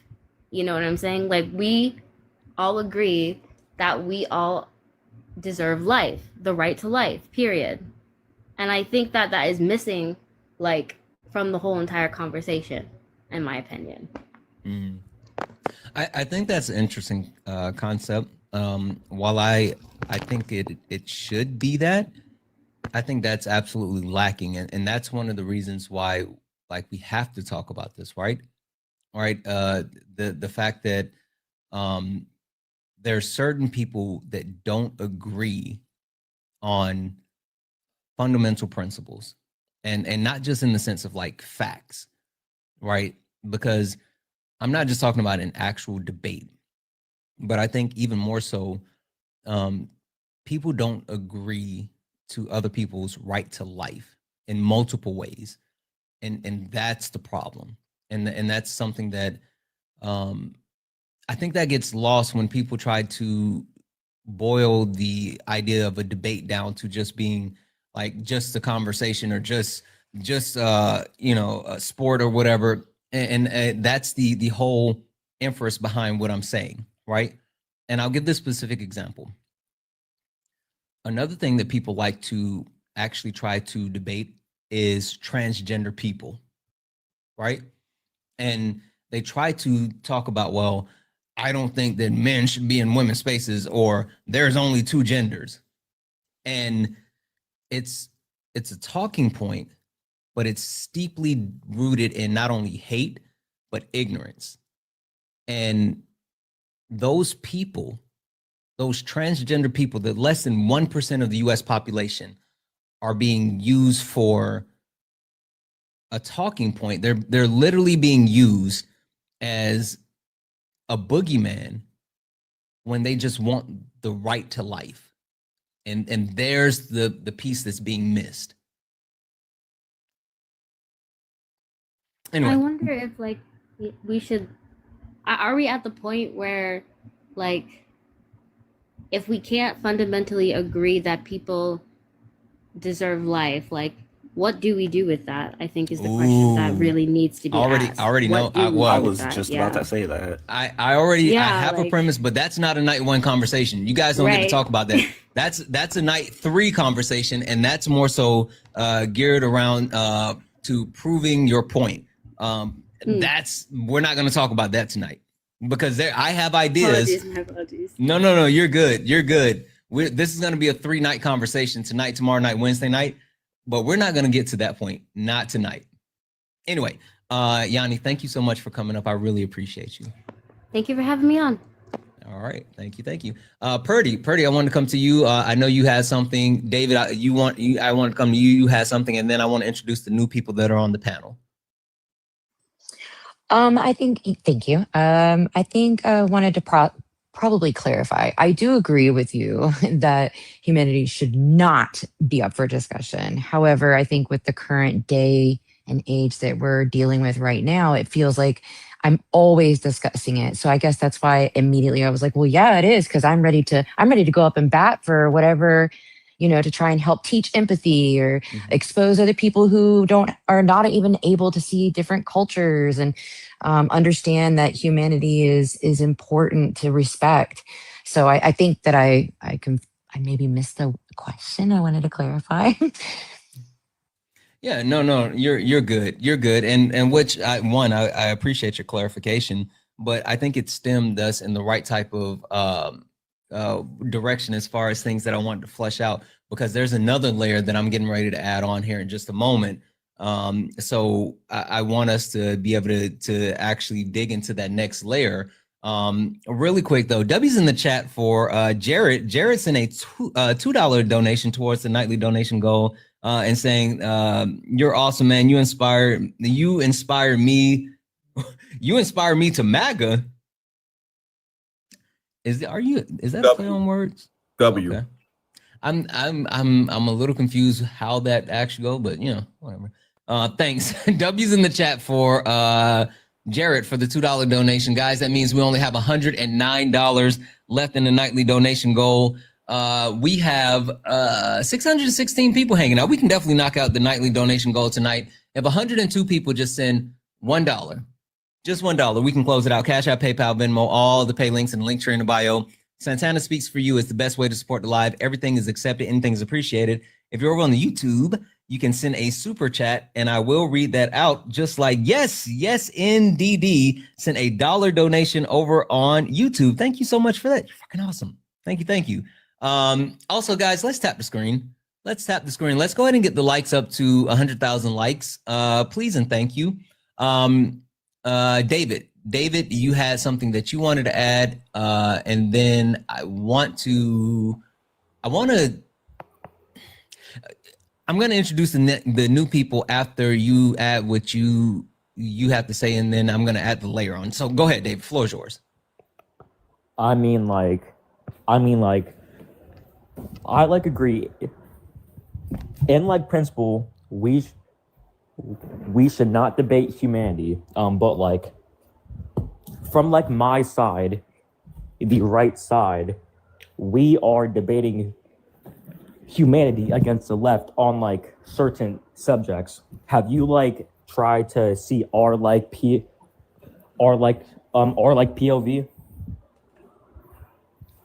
Your point of view. Yes. Yeah, I mean, I think that seeing your point of view is, for me, I can see your point of view when it comes to policy, when it comes to legislation, when it comes to budget, when it comes to different things, not necessarily when it comes to abortion, or specifically not when it comes to humanity. But I guess, David, let's do this. Let me throw that extra layer in, because this is where I was going to go next. And this is something that we have to talk about. Now, when I say things are off limit, while I do think things should be off limit in certain ways, I don't think they should be completely off limits. And what I mean is, I think that if there's going to be a quote unquote debate that touches humanity, not a debate about humanity, but a debate that touches humanity, then there needs to be representation. I think that if you are going to try to debate someone about something, then the person that's actually affected by said topic needs to be there. So if we're going to have a debate about abortion, women need a voice in that abortion debate. If we're going to debate about transgender rights, transgender people need a voice in that conversation.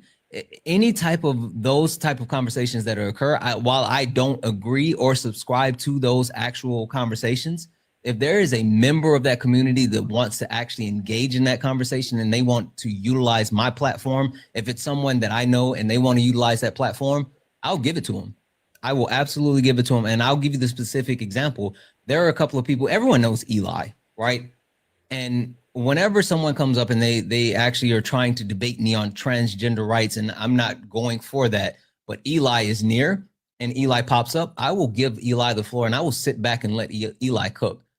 And I tell Eli, and I have multiple friends who are transgender that I have that confidence in, and I tell them like, hey, you know what, this is your show now, but as soon as you're ready, if you're done with this person, we're going to pull the ripcord, because they're not going to actually, one, overstep, or they're two, as long as you are willing to engage with them in this conversation, then they can have it. But as soon as you're done, this conversation is no longer a thing on my platform. So the point that I'm getting across to David is like, while I don't necessarily subscribe to debating certain topics myself, being able to engage with someone who's directly affected with your topic should be like the focus if you're going to actually address that topic. What do you think?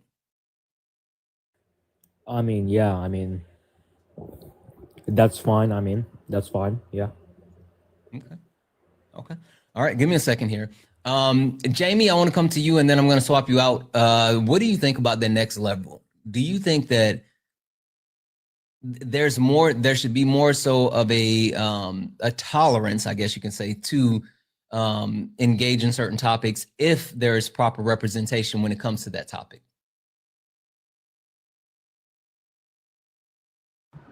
Did you say Jenny or Gemini? Jenny, I'm sorry, Jenny. Could you repeat that, please? Sure. I apologize. Jenny, do you think that there should be somewhat of more of a tolerance and an actual willingness to engage in a certain topic if there is representation of the people that's affected by said topic? Absolutely. I do. I think that if you are gonna promote and have discussions on certain topics, representation is the most important thing you can have there, because yes, you can talk for someone. However, if you should always have that person speak for themselves, and you should speak like with and for, but never over or against. Ooh, there you go. And I think that's it's an amazing thing. Like how you said, like you bring up Eli. I love Eli. He's so great. But I think that when that happens, it's great because no matter if you're pro or against, you always want what's best for the people you're speaking for. And I think the best thing would be to give them a voice and let them represent themselves. Yeah, no, I completely agree. And you kind of stole my thunder there for a second when you talked about the speaking up versus speaking over, but you're absolutely right. I mean, I think that's super important to actually be able to give those people, especially when it comes to different marginalized groups or, very specific topics, being able to give those people a voice and allowing them to use their voice on that topic versus always just being the one to say, I'm going to talk about this issue for this person. So I think you're spot on. But Jenny, thank you so much for coming up. I really appreciate you. Thank you so much. Bye, panel. Bye, Santana. Thank you. That was a Gemini, I want vibe. to. 1 second, brother, because I'm coming to you, but I want to come to Gemini really quick, and I want to get your thoughts on that, and then I'm going to swap you out as well. Brother, I'll come back to you so you can share your thoughts, and then we're going to introduce the new people.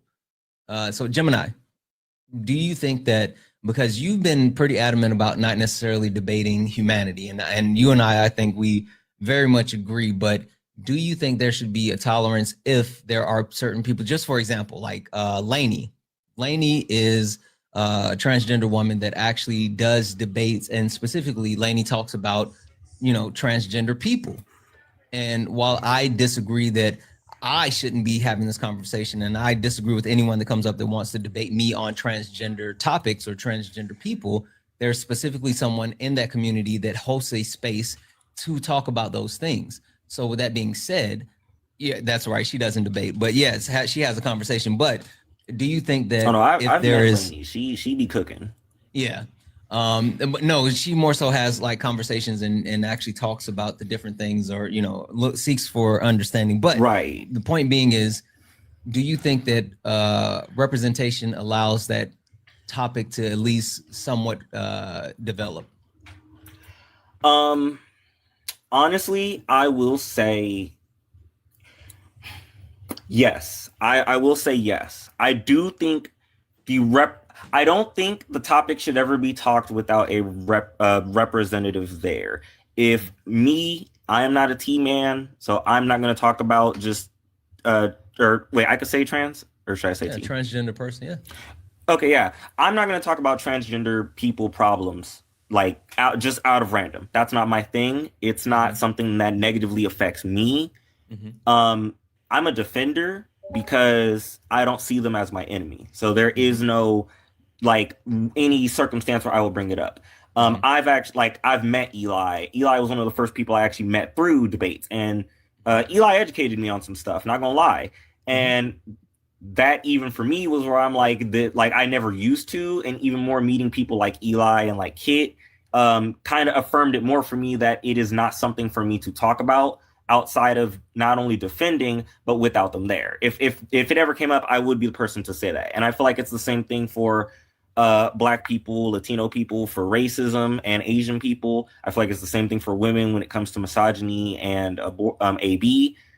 I do feel like on that level, if said person wants to have that conversation because it is their problem, I'm not against that, because you do deserve to talk about your issues. And I do feel like in our society, everybody should talk about their issues.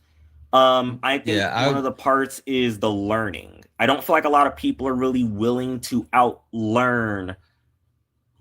Like, okay, like how we just said, people that are willing to debate against it. I don't feel like a lot of people will take the true, like, oh, wow, said person educated me, I was wrong. I feel like a lot of people don't really take that level of education.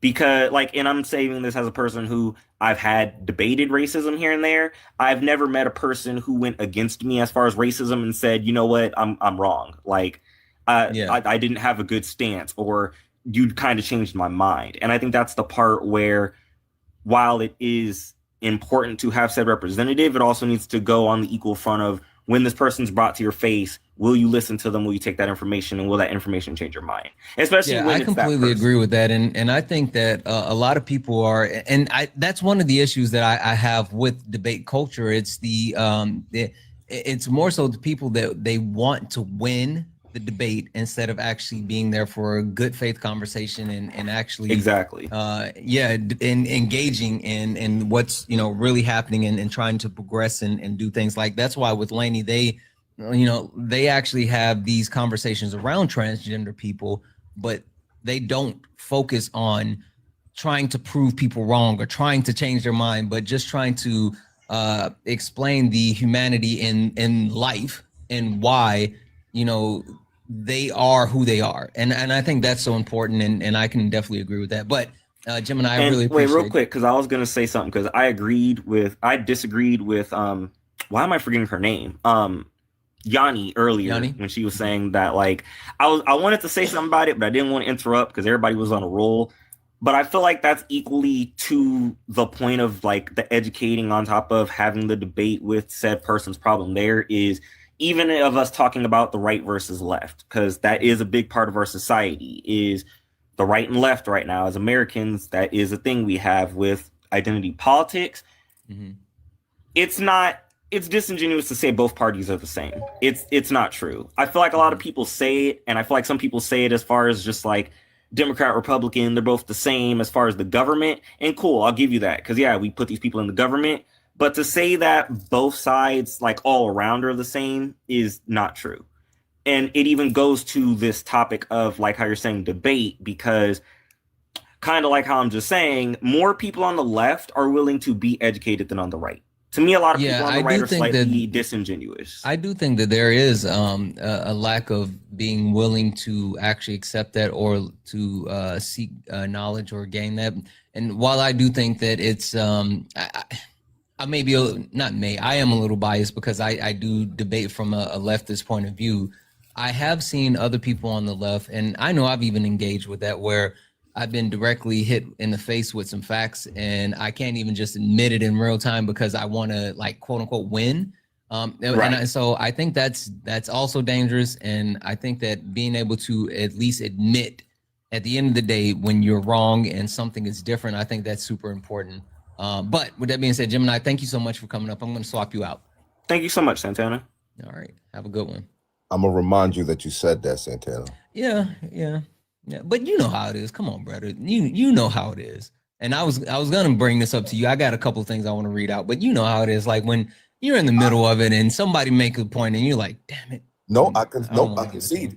No, I give it to him. You don't always. Sometimes you push back on that. I'm not saying like I push back when I have fact to push back. I'm not saying that eventually you don't, but you know, you make it harder before you give away the white flag. Anyway, hold tight, because I'm coming to you next.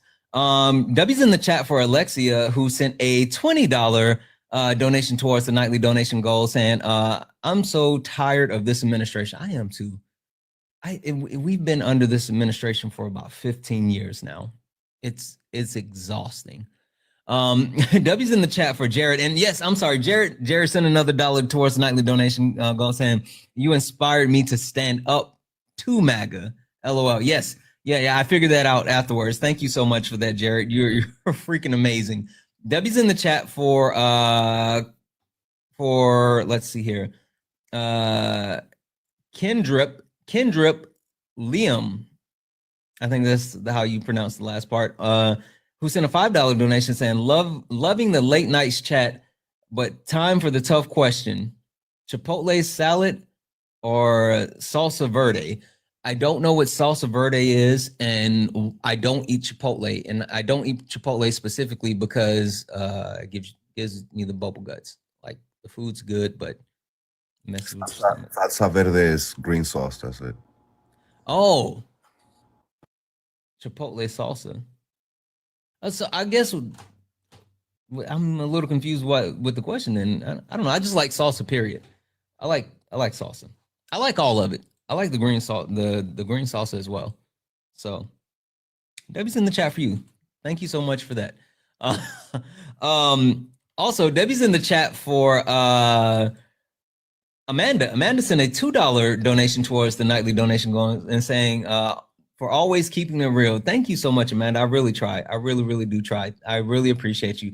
Guys, we're so close to closing out our nightly donation goal. There's only $81 left in our nightly donation goal. We can definitely hit that. If 81 people send $1, we can close out our nightly donation goal. Cash App, PayPal, Venmo, all the pay links in the link tree in the bio. Santana speaks for you. Best way to support the live. Everything is accepted, anything's appreciated. If you're over on the YouTube, you can send a super chat and I will read that out. Brother, I wanted to give you the floor for a moment and then I want to introduce the new people. Yeah.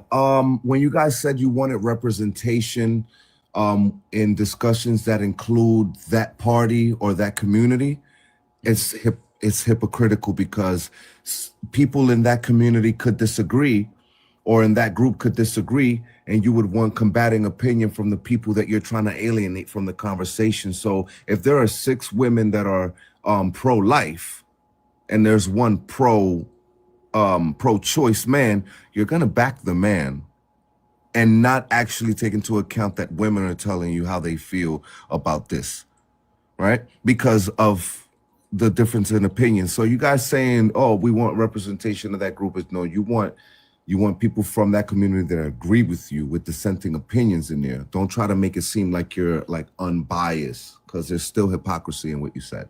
And there are a couple of things that I wanted to address, but kind of. Okay, well, let's stop there for a second. Also, guys in the chat, please don't use the word SLOW. That's ableist, and we don't do that here. Please, please, please be mindful of the language that we're using. We don't want to do that at all. Bretta, I think that there is kind of a miss with that premise, because no one is saying that that women can't be pro-life, because of course there are pro-life women, and even when they make that debate when it comes to being pro-life, while I disagree with their premise, I completely understand them making that debate because they have representation. So my point being, and I think a lot of people are, or at least, you know, on the left, where we're trying to get across the point is that while, or I can't even, I don't even want to speak for the left, because this is the conversation that I want to have, and it's the conversation I feel like that needs to be had. If there's going to be two women debating abortion, fine, let them debate abortion. I don't care that, you know, that's their stance, right? If there's one woman that says I'm pro-life, one woman says I'm pro-choice, and they actually want to get that debate off, sure. The problem that I have is when there's two men debating abortion and there's no type of representation. Like, there's no voice for the woman in that space. And like, those are the type of issues that I have. Just like I would have an issue with two white people debating racism, or, you know, should black people have rights. I would also have an issue whenever there's, you know, two you know, non-transgender people debating the humanity of transgender people. The point is that I'm not saying that debate can't happen, because the difference of opinions will always exist. But what I'm saying is that if you're not going to listen to the voices of those people, or at least give those people the opportunity to share their voice, then you're missing out, and that's something that doesn't need to be done. So while I don't agree with a woman that is pro-life, I would absolutely defend her ability to be able to have that debate on any platform about why she's pro-life, because it's representation. I'm not going to speak on your personal convictions, but the general narrative of the left is that it wouldn't suffice for a pro-life woman to join the debate if there's not a pro-life choice woman in there, as if she's not female representation in the conversation. But yeah, and see, and that's why I said I don't want to talk about everybody, because I can't speak for everybody, but that's the point that I want to drive home, like here and like here with us right now, right, with us in this conversation. Because while I could vehemently disagree with you, I don't even want to do that, because I don't want to speak for everybody. But like in this conversation right now, the point of like this panel for this week is to drive that point home. So, okay. All right. Really quick, let's introduce the new people on the panel, because you guys have been awesomely patient. First and foremost, Chewy. What up, Chewy? Good evening, sir. Thank you for having me up. Thank you for coming up, Chewy. Are you someone that that engages in debate culture, and if so, to what level? Define debate culture. Ooh, arguing with people on the internet. Yes, and I the reason I kind of obviously it was kind of a debate-ish point there, but I think there's multiple forms of debate, and that's where I kind of threw that back at you, because we've touched on it. You know, there's the quote unquote Phil Bro, where it's more philosophical, where it's thoughts, feelings, and where they are looking at it as a philosophical versus this is a fact, this is a fact, this is a fact. It's more nuanced.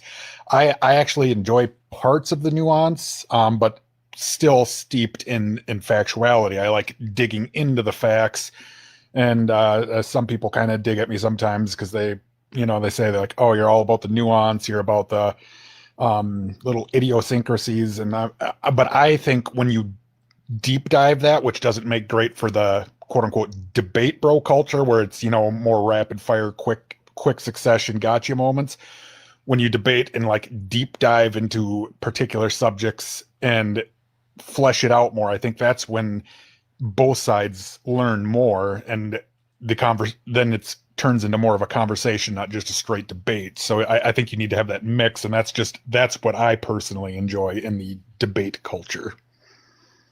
Okay, perfect. All right, give me a second here.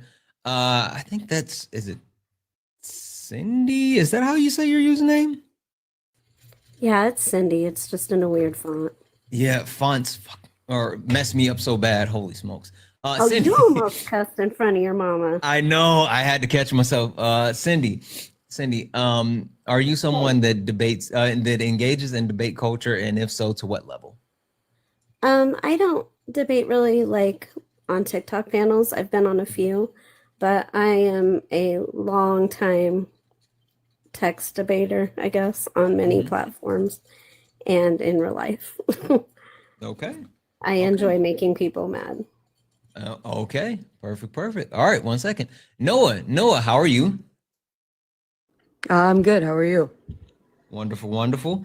Noah, can you tell the people, are you someone that engages in debate culture, and if so, to what level? I guess to some extent. Similarly, I've never been on a debate panel, but I debate a lot in my like personal life with like family members and family friends, and I do a lot of like Facebook comment debating, but that's about the extent that I have. Okay. All right. Perfect. Thank you so much. Give me a second. And last but not least, Christina. Christina, how are you? Hey, I'm doing pretty good. How are you? Wonderful. Christina, are you someone that actually engages in debate culture, and if so, to what level? Yeah, this is actually my first like debate panel, but like I watched it on TikTok. No, are you talking about right here? Yeah, like my verbal. Oh, no, this isn't a debate. No, I was trying to answer your question. Like the No, I'm saying this isn't a debate panel. Oh, sorry, I worded that wrong. No, like, I just mess with you. Yeah. Conversation. I was giving you a hard time. No, you're good. But yeah, I watch you and Dean and Parker.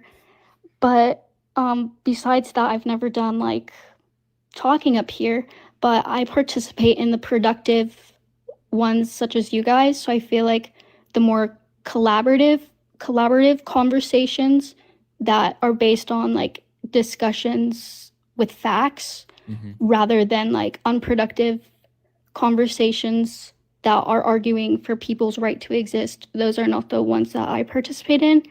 And I feel like it's, for me, like, we were talking about like representation. I think it's important to like, I'm sorry, I'm trying to find my words here. Yeah, no it's worries. important to have like not speaking for other people. So sometimes it's important that we listen and learn rather than to argue with people and debate their experience.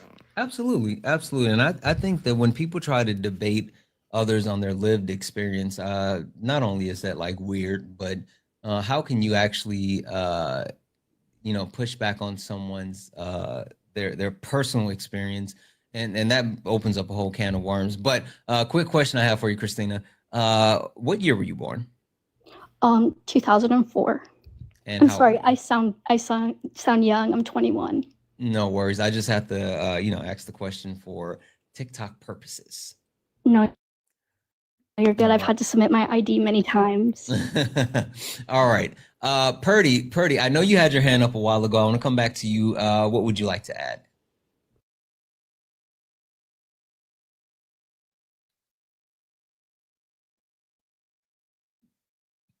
My ADHD. I don't remember.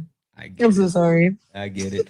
All right. Well, in that case, hold tight for a second, because we're going to start to kick it around the panel, and I'm going to start with you with the question I have. But I do want to say W's in the chat for Patty. Patty added $20 towards the nightly donation goal and said, question, but where does the quote unquote humanity of the discussion come to when there are deeper levels to the topic? And does that debate become more intrinsically forced on all the issues that are that arise as the discussion gets deeper? I'll say, like, I don't have a issue with debating aspects of humanity, but I do have a issue with debating people's humanity, right? And I guess what that means is like I don't have a issue with like debating like kindness or generosity. Like what level should you actually give, or should you give, right? Should you be someone, if you, let's say you're someone with an exorbitant amount of money, do you have an obligation to give back? Or like what like is your moral compass? So like those aspects I don't have an actual issue with, or even going deeper and talking about, like, because a lot of people like to use their religion as justification for a lot of different things. And so, yeah, I'll debate you on your premise of your religion. And that can go even deeper as far as like, you know, like, do you live by the words of the religion that you're teaching? So I think there's an opportunity, but I have no issue with that. But when it comes to whether people are people, and people should have the right to life, and people should have the right to, you know, bodily autonomy and self-governing, I have no interest in debating that, because that just doesn't make sense to me.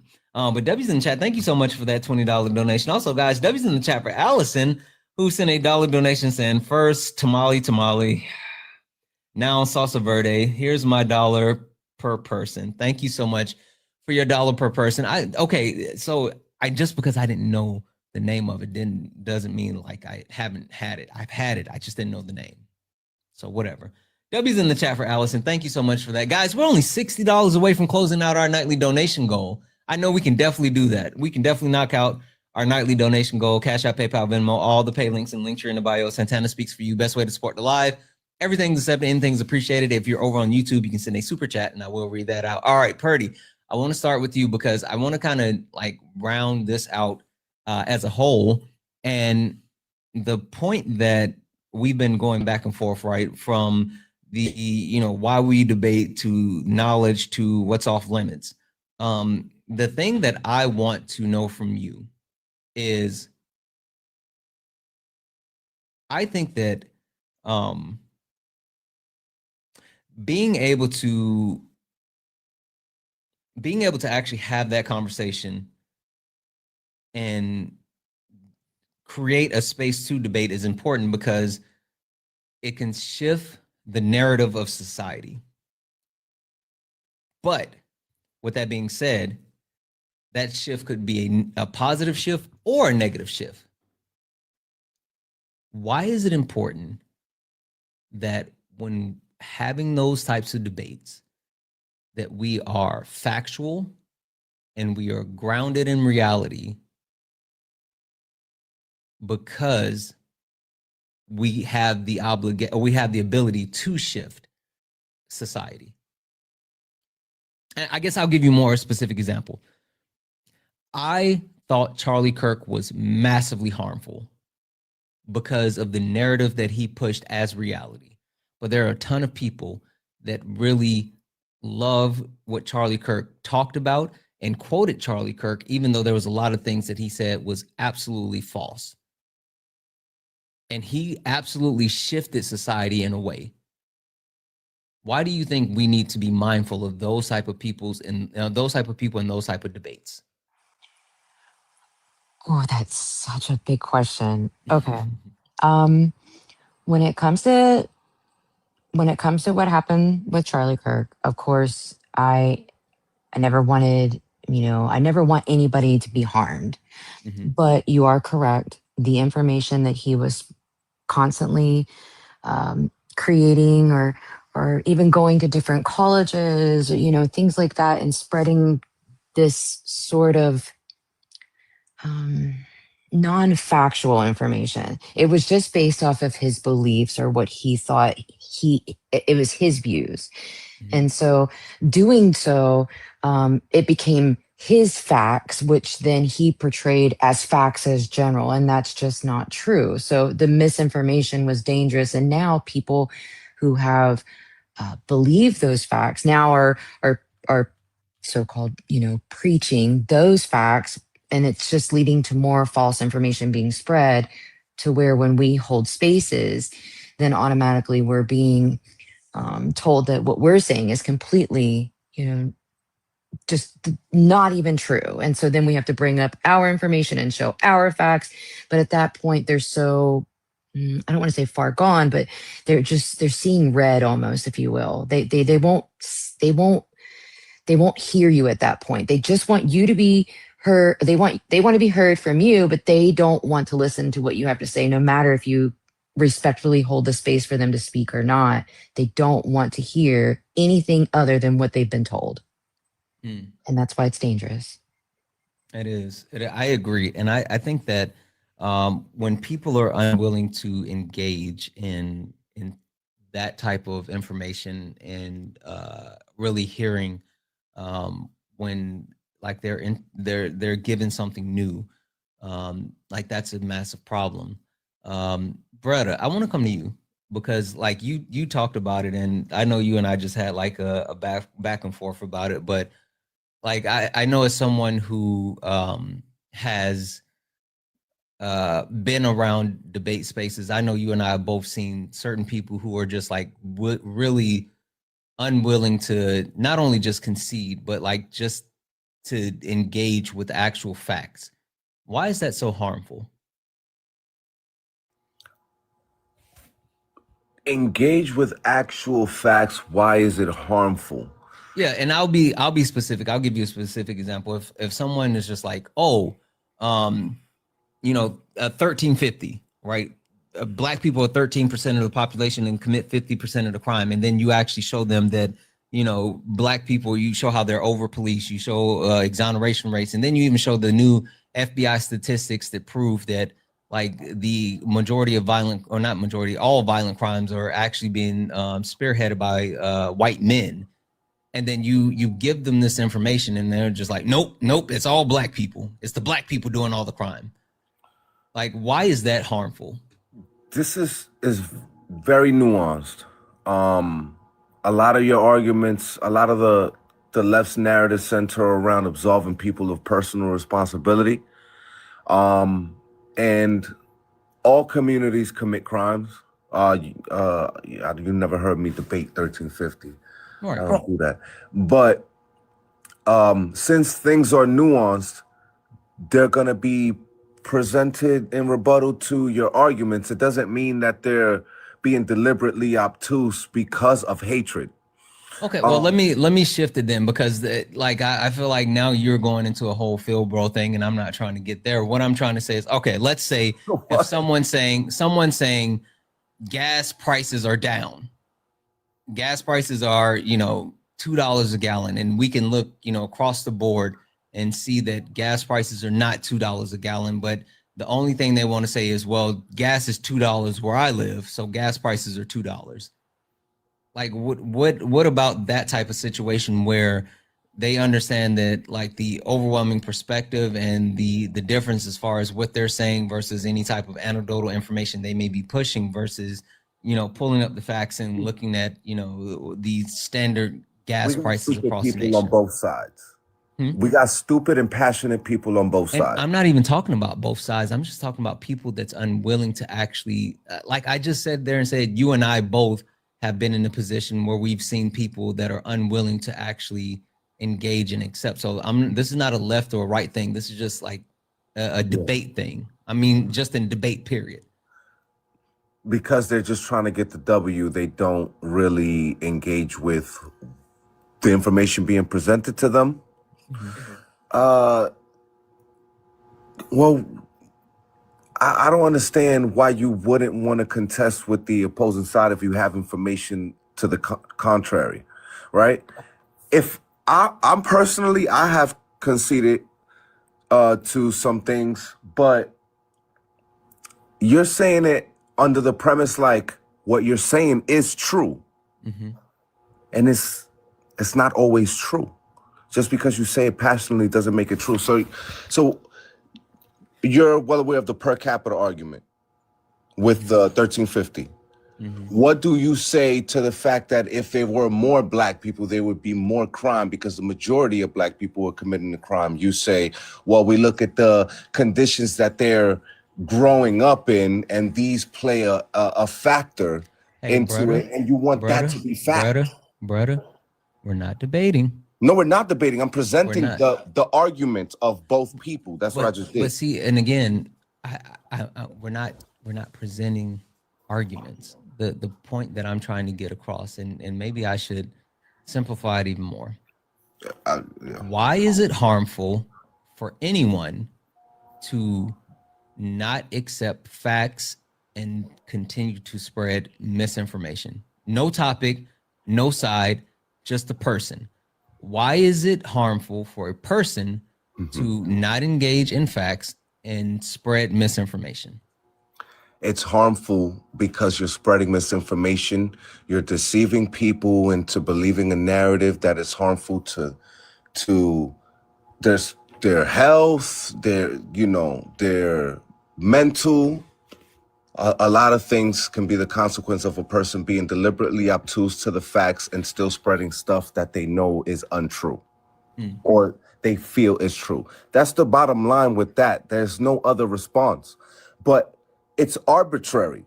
So I don't want to go in because then people are going to feel like I'm trying to debate. That's my answer. You are, and I keep trying to keep you away from it because we're not debating. It's harmful. It's harmful for people to be deliberately. And that's the point that I've been trying to get to. Like, there we go. All right. Yes, I think that spreading misinformation, no matter what the reason behind the actual misinformation could be, whatever your feelings or cause or whatever, it's harmful. I think there is a need to be intellectually honest, and whether that's admitting that I'm right or I'm wrong. There's always a need to be intellectually honest. Chewy, I want to come to you. Why do you think that? And I'll be anecdotal here. It feels like to me that men are less willing to Brother Point concede or admit that they're wrong, even when they're hit, straight in the shoulder plex with actual facts and information. Why is it that certain people have to be right at all means?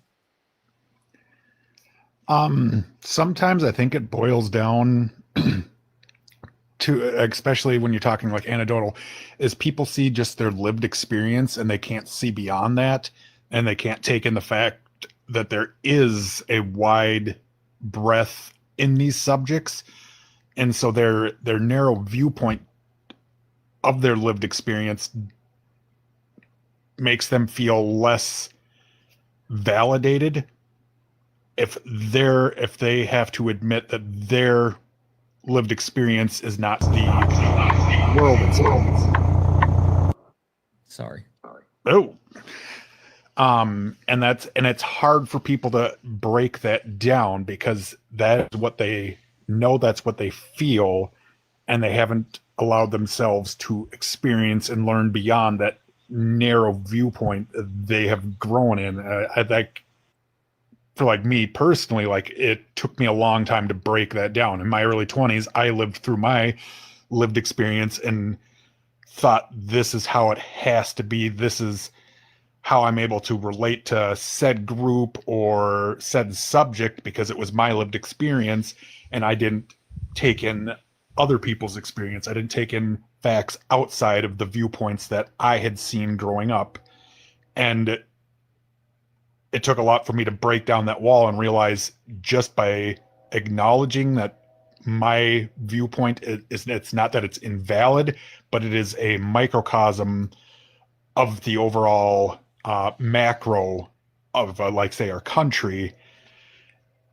It takes a lot for us to break that down, especially as men, because going back to a subject of a few weeks ago of the toxic masculinity. I got a little flack when I said I don't believe in toxic masculinity, but that's kind of my nuance thing where I'm like, masculinity, I think, is complete bullshit in society because we're all told this is what masculinity is, and that has nothing to do with it because masculinity is a sociological concept. But in that same breath, it's that viewpoint and what we feel, and we feel like if we acknowledge that and take away something that we find important to ourselves or hold true to ourselves, that we now become less. And that's not the case. And that is the hardest thing for us to break down. Yeah, absolutely. Absolutely. I think there's a lot to that. And even more so, I agree. Like when people get super personal, it becomes like a wall, and it becomes a piece of who they are, and they're unwilling to actually. I think that's why the idea of being like a Phil bro is so dangerous, because they get so entrenched or locked into a certain premise, and they refuse to back off of that premise because like that's who they are. It becomes their personality. So yeah. Give me a second here. Let's see. Cindy, I want to come to you. Cindy, what do you think about the lack of actual knowledge that certain people are willing to exhibit while debating? And do you think that people's lived or subjective experience should supersede actual information or knowledge? Like, where do you stand on that?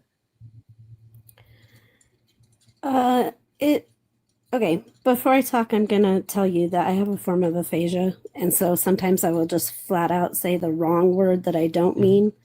So I'll try to correct it, but if something doesn't make sense, just let me know. But it really bothers me because I find that debating, especially on a platform like TikTok or YouTube or something where you're doing it in front of, an audience, I think that people really do need to have actual facts, because I don't think people are not likely to change their minds in an argument. It's just psychologically, if you're up there in that situation, you're not likely to change your mind. But the people in the audience can. They can see the two sides side by side, the two different points, and it helps their brain kind of take it in. And I learned a lot that way, just listening to people debate. So I do think that people doing it based on their lived experiences can sometimes work when it comes to some issues like racism or sexuality or things like that. But when it comes to things like politics or, like policies or things like that, they need to know what they're talking about. Yeah. Did that make sense? That makes perfect sense. You spot on because I used to fact check Parker all the time. Exactly. And I don't have to anymore. I think that's super important, and I'll even give the example. Erica keeps me honest on the back end. A lot of times when she's watching my debates, and if I say something that either I misrepresent an argument or I misspeak or I misstate, she's quick to correct me, and I think that's important. I think that's important because while I subscribe to making sure that we are being intellectually honest, I think it's even more important that we are sharing accurate information. And I heard Joanna say this one time, we should normalize not speaking on things that we don't know about. And I think there's a lot of people that don't know a lot of things, but yet they want to talk about the things that they don't know about. And that's weird. So yeah, absolutely. Really quick, guys. Can I comment on the Charlie Kirk thing real quick? Sure, go right ahead. I was just gonna say, one thing about him is, if you notice, he never wanted to debate like grown men. Mhm. He wanted to go like prey on college kids almost. And he would never do like once he met college kids that he couldn't beat, he would like run from them. And you know who I'm talking about. Yeah. And Yeah, for sure. he was predatory. And so I think you're exactly right about him being a bad person, and I'm not afraid to say that. He was horrible. Yeah. And so I totally agree with you on that. And also, one more thing, I also bit into a husk, Santana. So just Hey, letting you we know. don't talk about Okay, tamales thank you. here.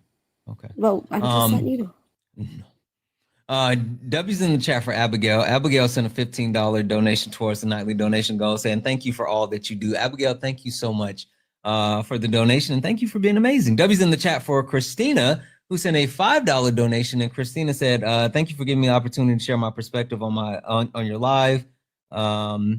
I was adopted and lived with people who would belittle my experience and make racist comments and discussions like when they didn't agree. Holy smokes, I'm sorry. So thank you for making it safe. Absolutely. Absolutely. Thank you for coming in, and thank you for being willing to actually be here with us and engage. And W's in the chat for Lindsay. Lindsay sent a $10 donation saying, all the love, friend. Thank you so much, Lindsay. You're awesome. And W's in the chat as well for Donna, who sent a $2 donation saying, contribution for the night. Love you. Love your topic. Thank you so much. I love you more. And W's in the chat for Eugene, who sent a $9.99 super chat to say, just want to show my appreciation, even if scant. This topic has so many fine lines, and your content being so thought-provoking, making it much richer. As always, Shushies from Uruguay. Shushies. W's in the chat for the donors, guys. That means that we are now only $30 away from closing out our nightly donation goal. I know we can definitely do that. Cash App, PayPal, Venmo, all the pay links and link in the bio. Santana speaks for you. Best way to support the live. Everything is accepted. Anything's appreciated. If you're over on the YouTube, you can send a super chat and I will read that out. Noah, I want to come to you, and then I want to introduce the new people on the panel, and then we'll keep going. Noah. Noah, I guess the question that I have for you is why, or no, I'm just going to switch it. Should we normalize people not speaking on things that they don't know about? Definitely. Yeah,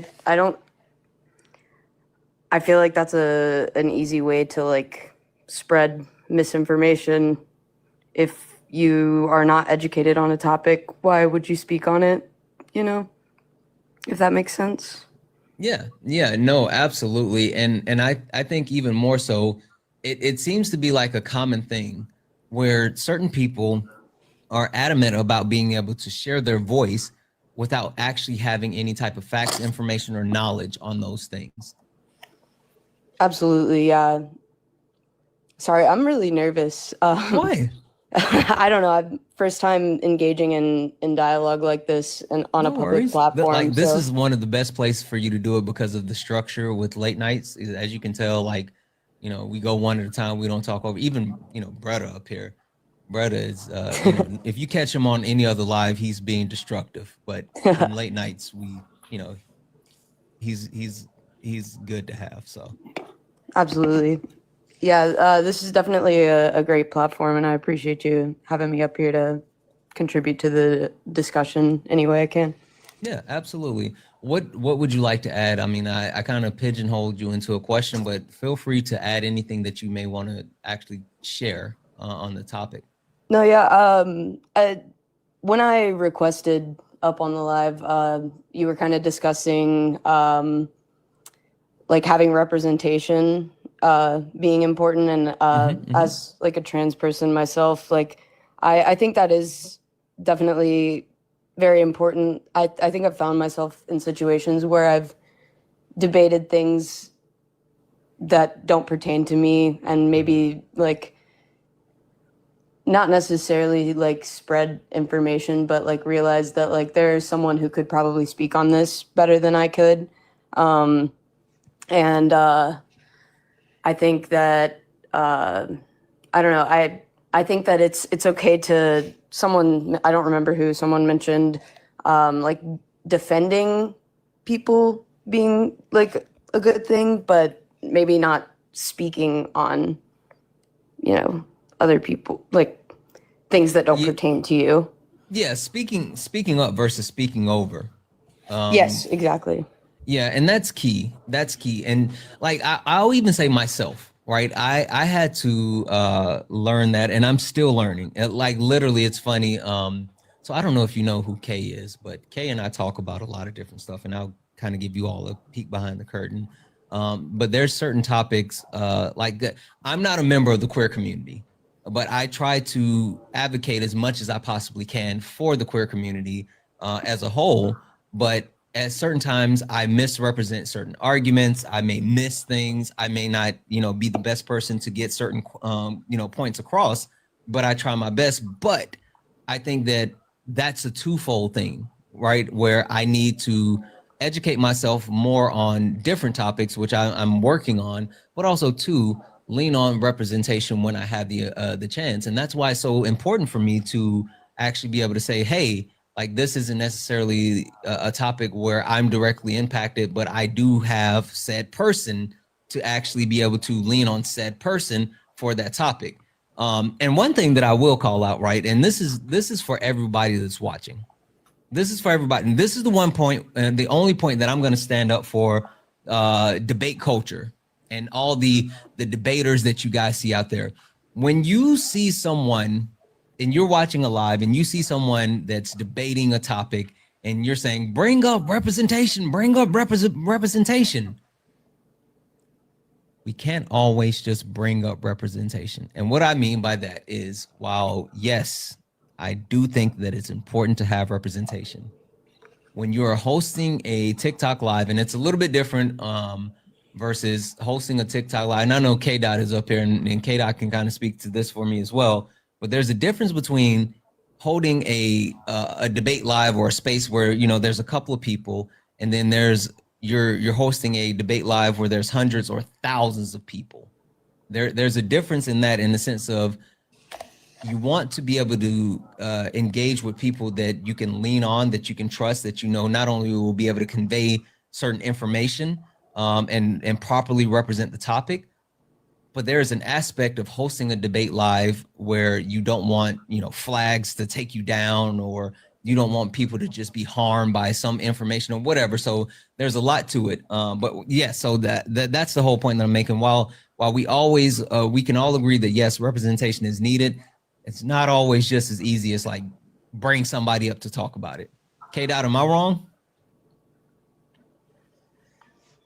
No, I heard most of that. Sorry, I got a phone call right towards like the end of what you were saying, but I heard you said it was like bringing up representation and speaking on things when you're not part of certain communities, and that's. Well, no, the point that I was making is just speaking from the standpoint of someone who hosts lives and trying to get across while yes, representation is super important and we should always engage with that, for creators and hosts of lives, it's always important for us to be able to lean on people that we can trust to protect the live when we do bring them up, versus just some random person that we never know what might come from them.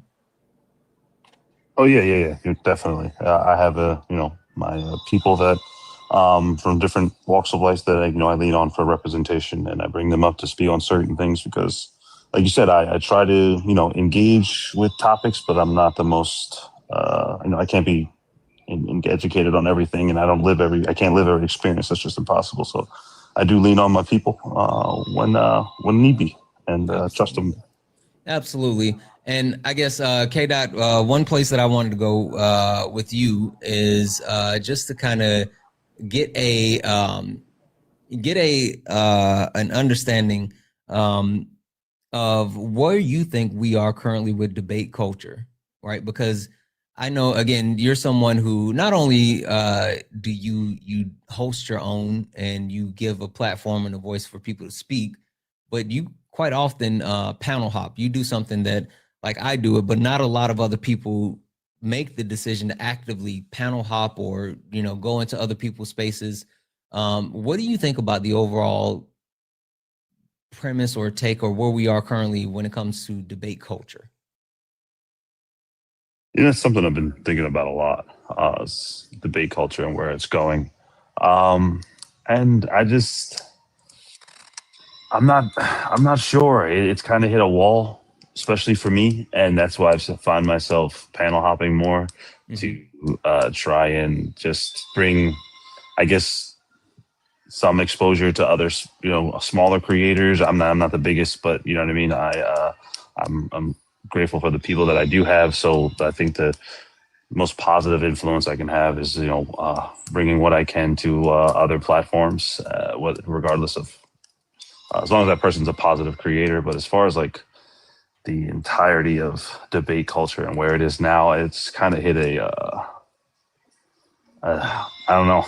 it's something You I've really see been it thinking too, about. and literally that's one of the reasons why I'm hosting this, is because, in which we're not going to get into this tonight, but falling under like proving the point is like, where do we go next, and how do we actually want? And this is a feather that I'll put in everyone's cap, and for people to come back throughout tomorrow and also Wednesday, is because I want us to get to a point where we have the conversation as far as like, what would we like to see debate culture become?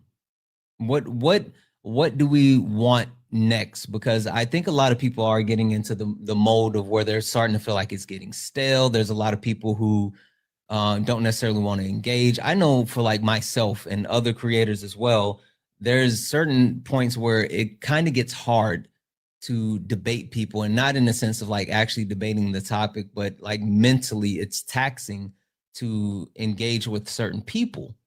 And so I guess the question that we're all going to have to figure out is like, what's the next iteration of this, and how do you push it forward? Because I know there's a lot of people searching for that next, and I think that's something we're going to have to definitely speak on.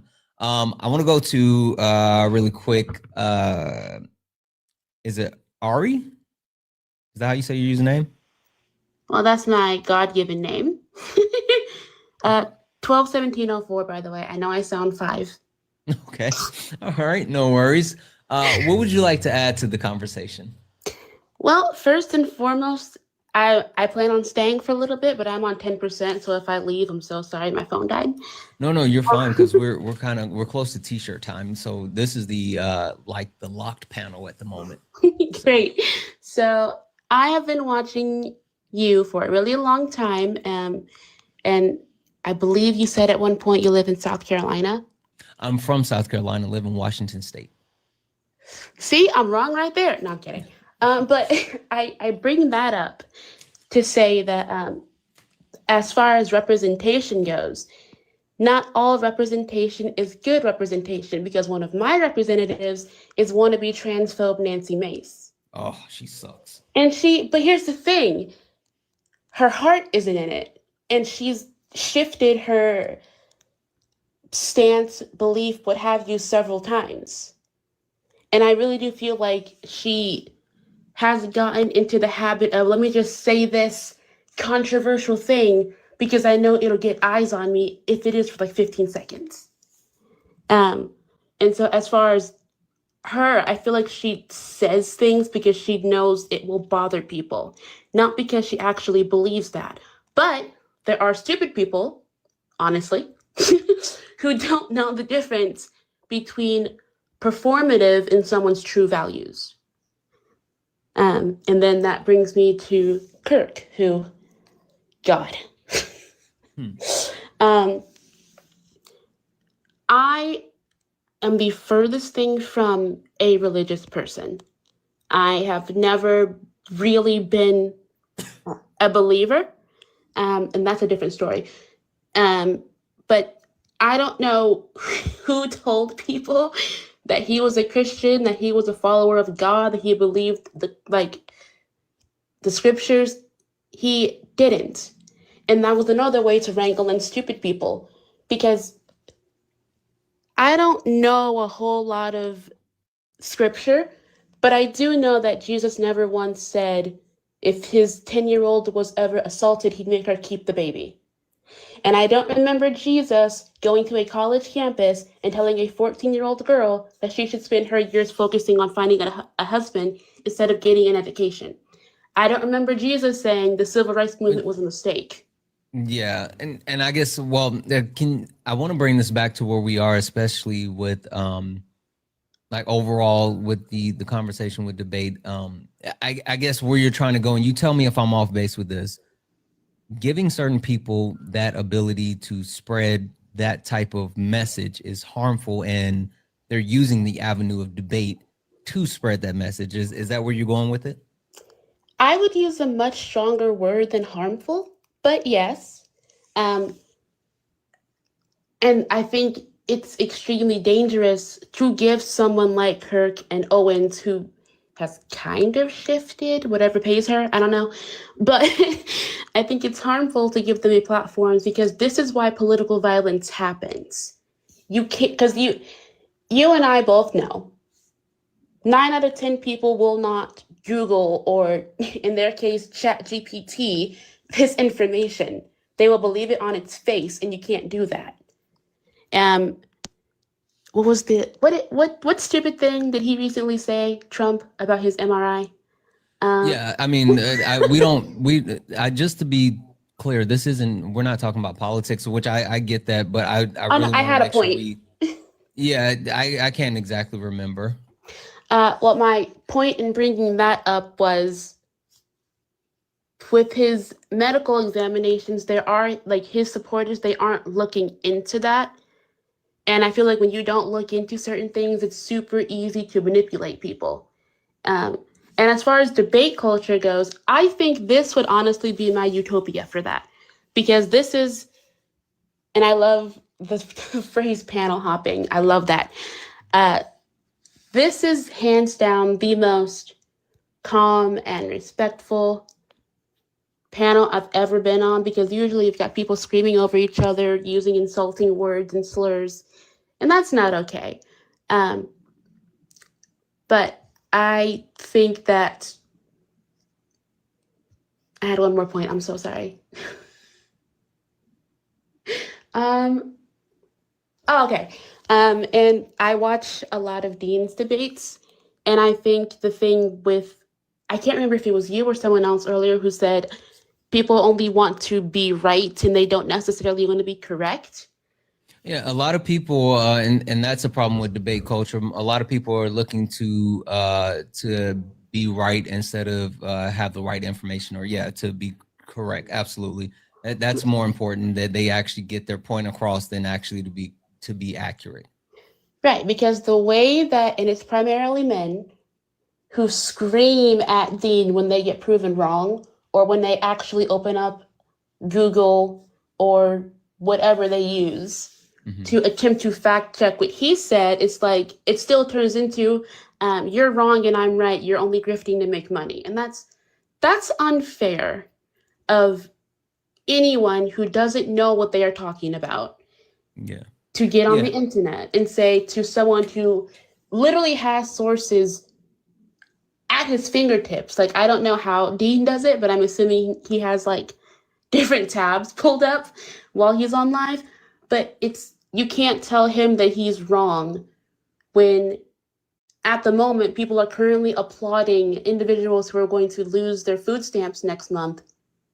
And you don't understand that this is not due to a certain person, it's due to a lack of education. I agree, and I think that's where we are as well. Like the fact that a lot of people are unwilling to do basic Google searches when it comes to wanting to engage in certain topics and certain debates, and they have not the inability to actually have an understanding and to seek out information, but they have an unwillingness to, and I think that leads to bad experiences with debate, and it goes against the core fundamental of what we are seeking to complete with the debate. So I completely agree with that. Yes, sorry, I had a final point. Well, I want to keep it moving because we actually are running out of time. So Okay. I want to hop up to on Savvy. On Savvy, how are you? Good. How are you doing? Good. What would you like to add to the conversation?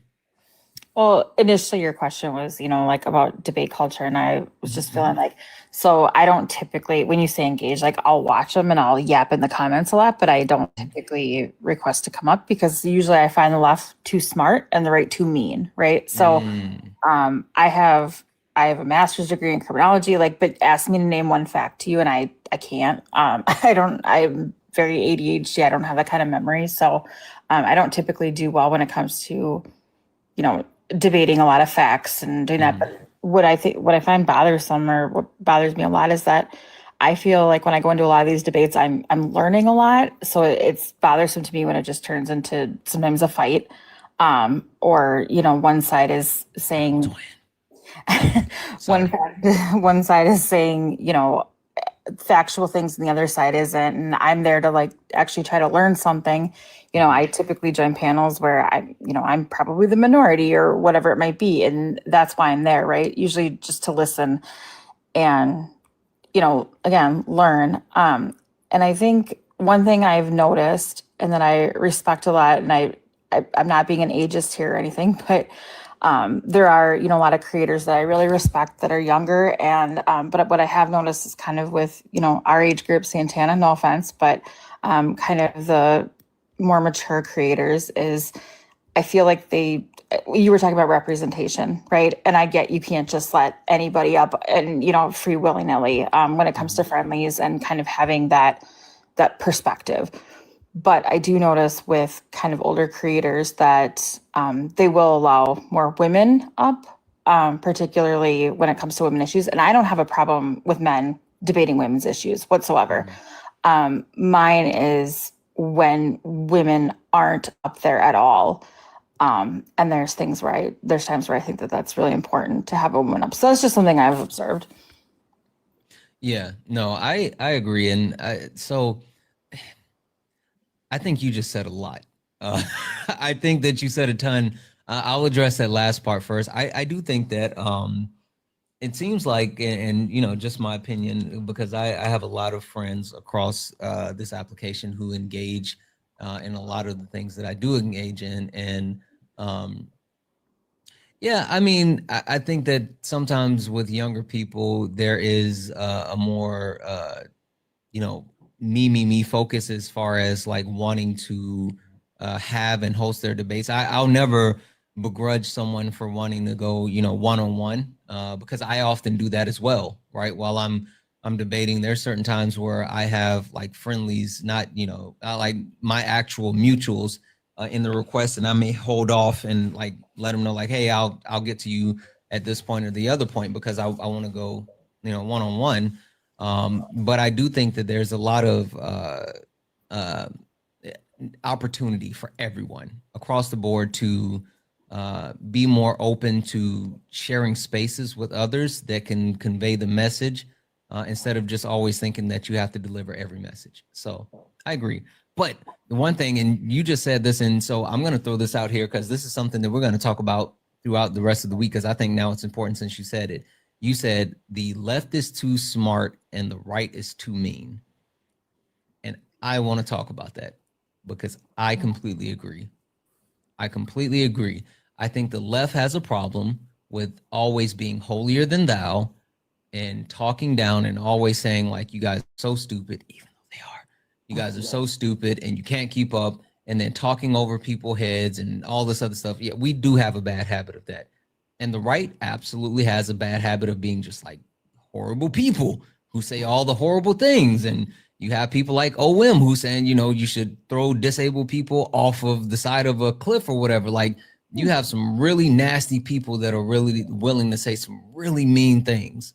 And so I think all of that exists in debate culture, and like that has to be a conversation that is addressed as far as like making sure there's some level of decorum. If debates are going to occur, then like human decency is needed. And while like Bretta and I may disagree on a lot of different things, he and I should be able to have like a cordial conversation. And Brett, I think you can speak to this, well, really quick, but because I want to come to Kay, but like I know when you and I first started engaging, I think it was like really contentious, but now we're at a point where we know we disagree on just about everything, but like we can have an actual civil conversation without, being knives out. Yeah, I can agree. I can agree to that. It's kind of hard, and you guys spoke on this kind of often, and I'll be quick because I know you want to get to the next person, but Yeah. you always you always said throughout this conversation and maintain that you don't want to debate human rights, but a lot of y'all make everything about human rights. That's fair. So it's hard to present the economic side of anything when you always respond with a morality clause. And then I guess that's where, sometimes we differ. I could give examples, but I'm gonna land there.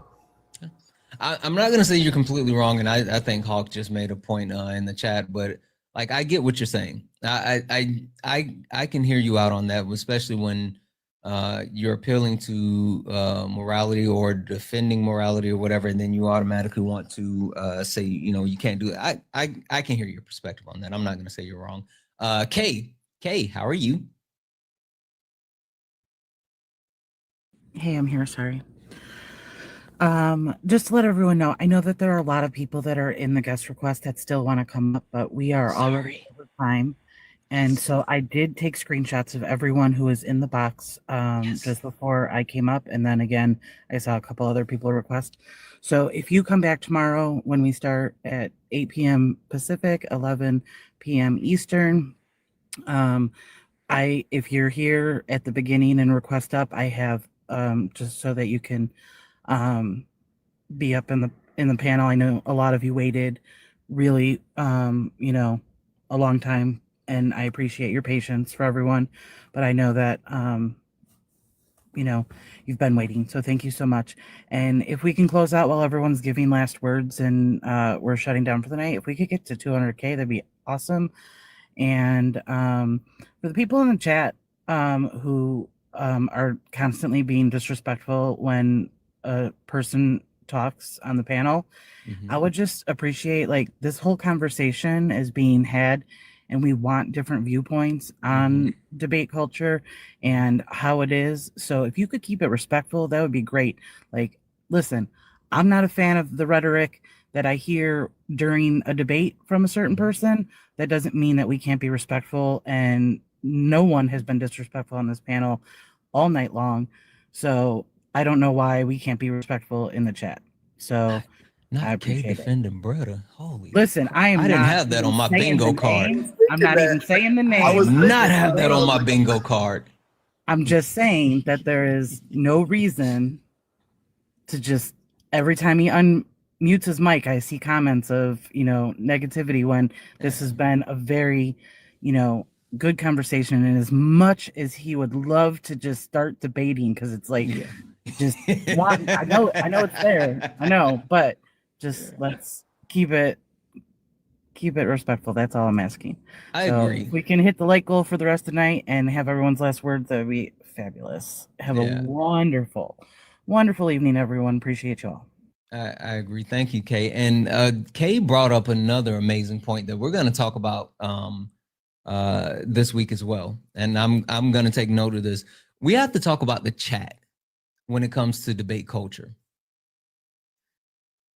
The chat can get really nasty, and not just really nasty, but sometimes certain chats can get completely out of line, whether that's like actually reaching out to people that are engaging in the debate, flooding their inbox, like being abusive in multiple ways, being weird and reporting.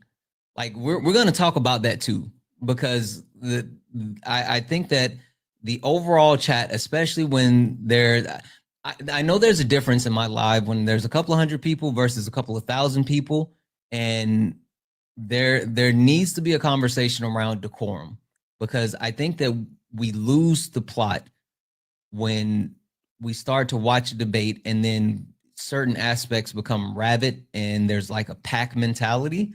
So there's a lot to that. We're going to talk about the chat as well. Chat, you're not off the hook as well. Yes, we're talking debate culture. Yes, we're talking the people that actually engage, but we're also talking about the chat. So we will talk about you guys. Mild. I'm gonna cut y'all some slack because it's late nights. It's You know, always late if nights. it was sparring, they'll be on your head. Yeah, I know. All right, we got to wrap it up, but first, really quick, W's in the chat for Laura for the 10, who said reparations. Thank you so much for the 10, Laura. And W's in the chat for April, who sent a $20 donation to close out the nightly donation goal to say, for your time, thoughtfulness, and allyship. Thank you so much for that, April. I really, really appreciate you. Also, W's in the chat for Rohit, who sent a $7.99 super chat. I don't know what currency that is, but said helping the night tamale goal. That's not funny. You're not funny. Whatever, dude. Keep doing what you're doing. You speak for us. Thank you so much. And W's in the chat for Jenna, who sent a $7 YouTube super chat to say, I told my 69-year-old mom about your Kamala would never hat. She loves it. You need merch, friend. The one item only. I learned so much from watching from you. Big respects. Thank you so much. W's in the chat for you. Thank you for that. And the Kamala never, that's not me. That's Hector. That's Hector. I have to tell people that all the time. And I've been harassing Hector about ensuring that he gets that back out because people absolutely love that. I just rock it. I like hats. But that's absolutely Hector. W's in the chat for everyone who actually contributed to the nightly donation goals. You guys are freaking awesome, and I really appreciate it.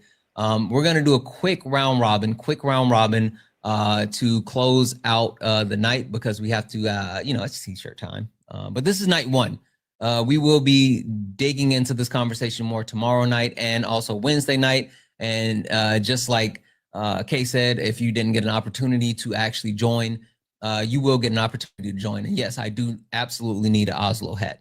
But Bretta, I want to start with you because you've been up here for the longest, and while you and I vehemently disagree on so many different things, I think hearing your voice on this topic while keeping you away from actually debating is super important because of the way that you actually engage in debates on a normal basis. But Bretta, what is something that you hope people actually learn from the conversation about how we can reshape debate culture?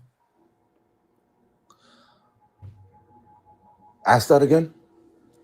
What do you think? What's one takeaway that you want people to have when it comes to like when we finish up this overall topic of debate culture? Let's listen more. That's good. Let's listen more. Yeah.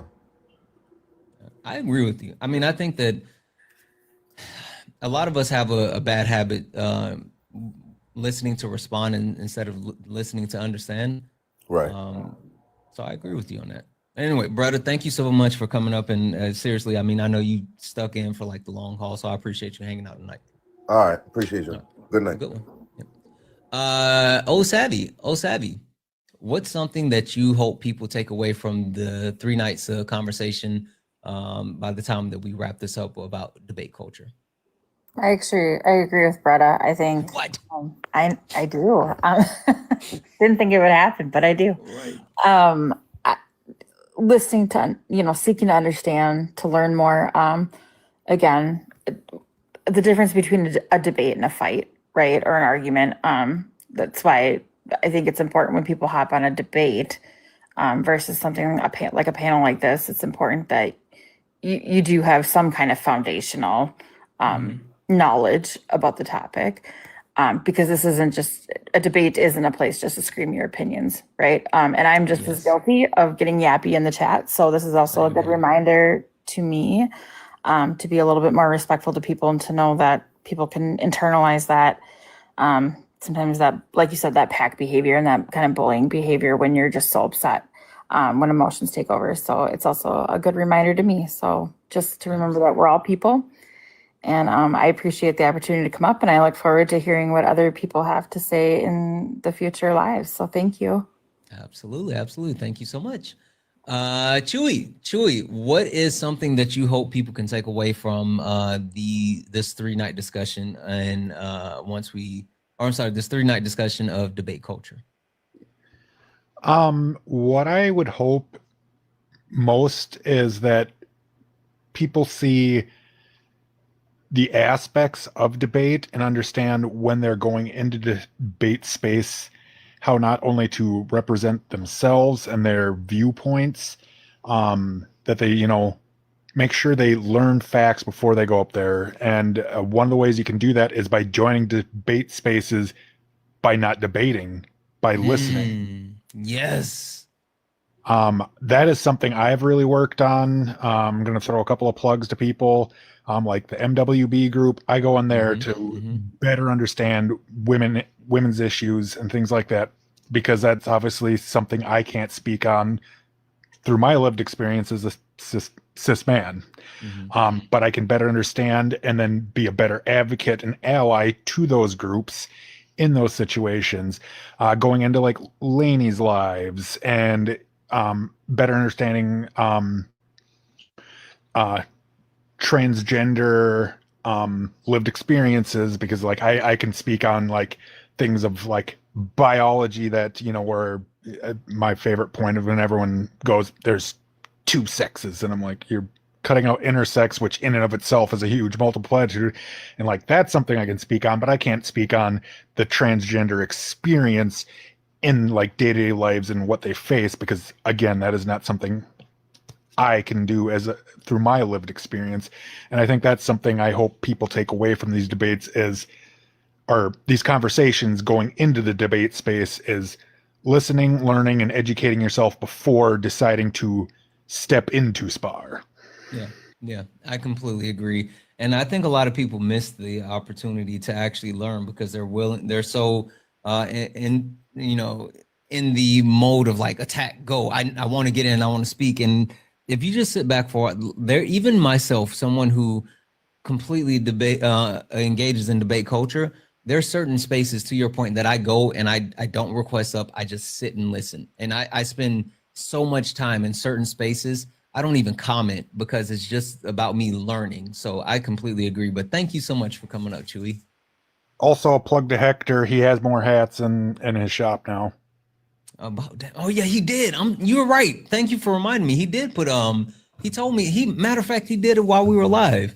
You're absolutely right. If you guys are looking for that Kamala Never hat, go to Hector page, Hector Talk.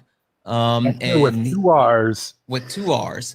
And he has it in the link tree in his bio. So if you like the Kamala Would Never hat that I wear, you can definitely get one of those, except you can't get them custom like mine because mine has Santana Speaks on the side. So boom. But you can definitely get it.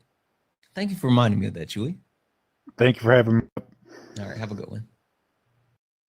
Ari, what's something that you hope that people take away from this 3-night panel discussion around why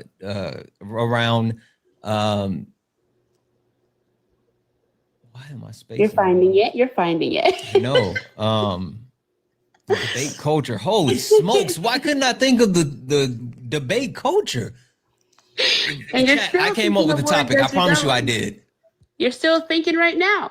Holy smokes. I'm joking. The chat thing never occurred to me until I just heard that.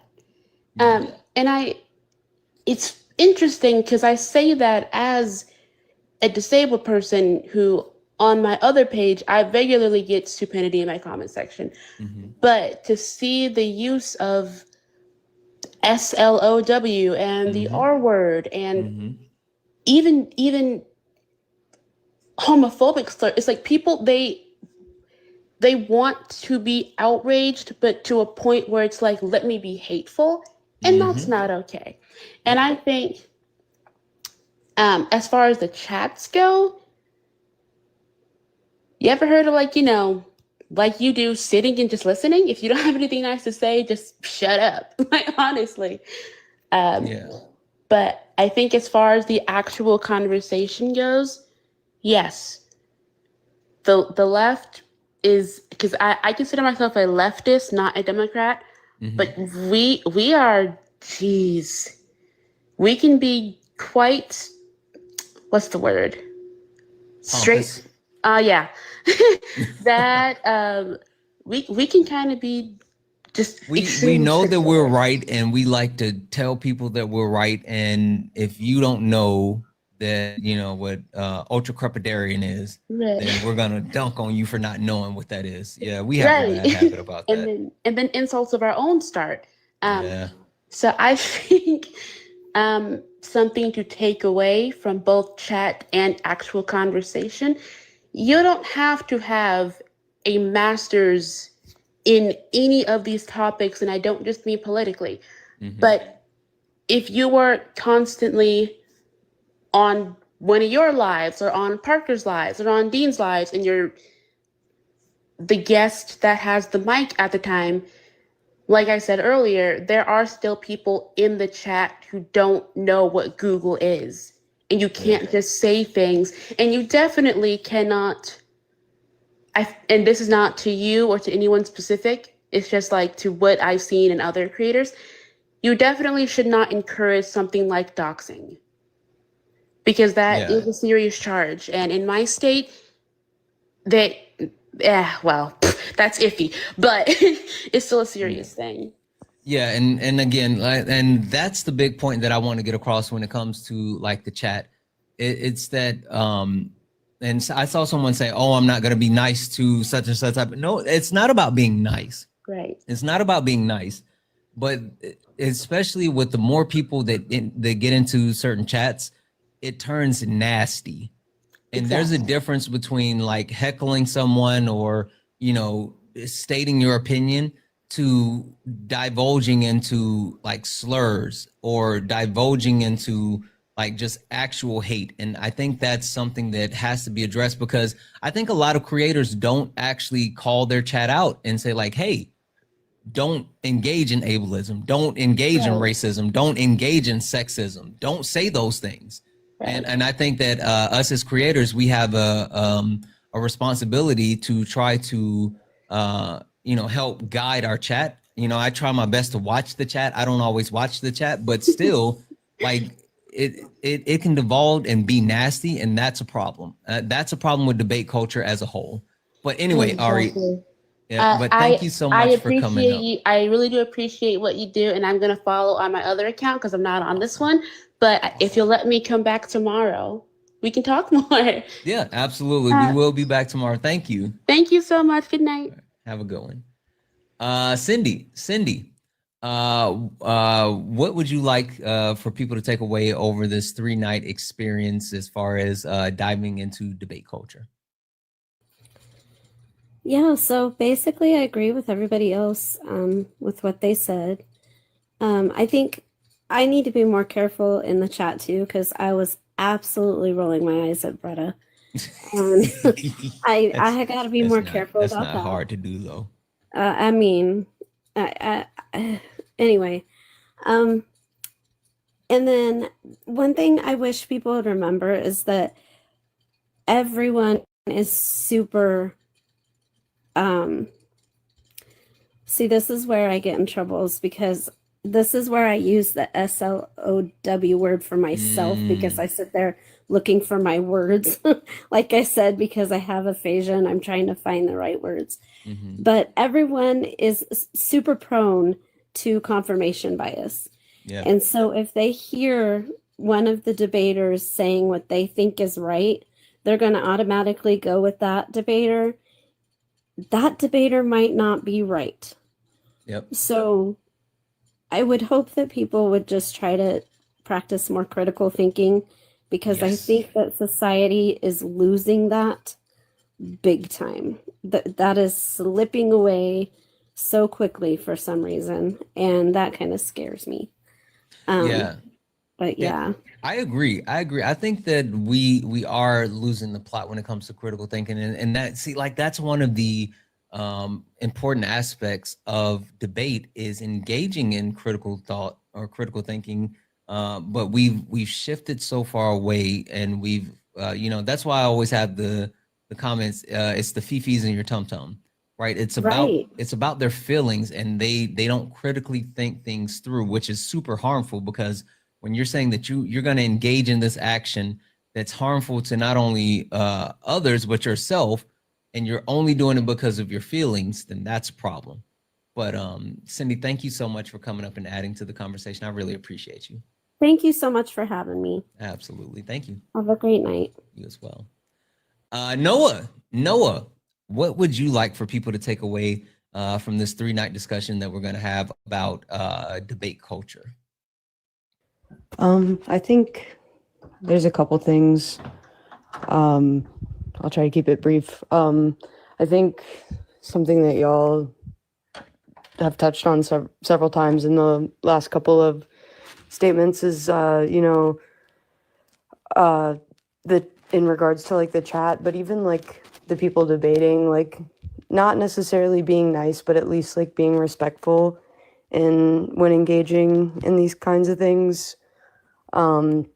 Because I think that like a big goal in like debate culture is trying to change minds, and you're not going to change anyone's mind if you're like belittling them, using slurs, things like that.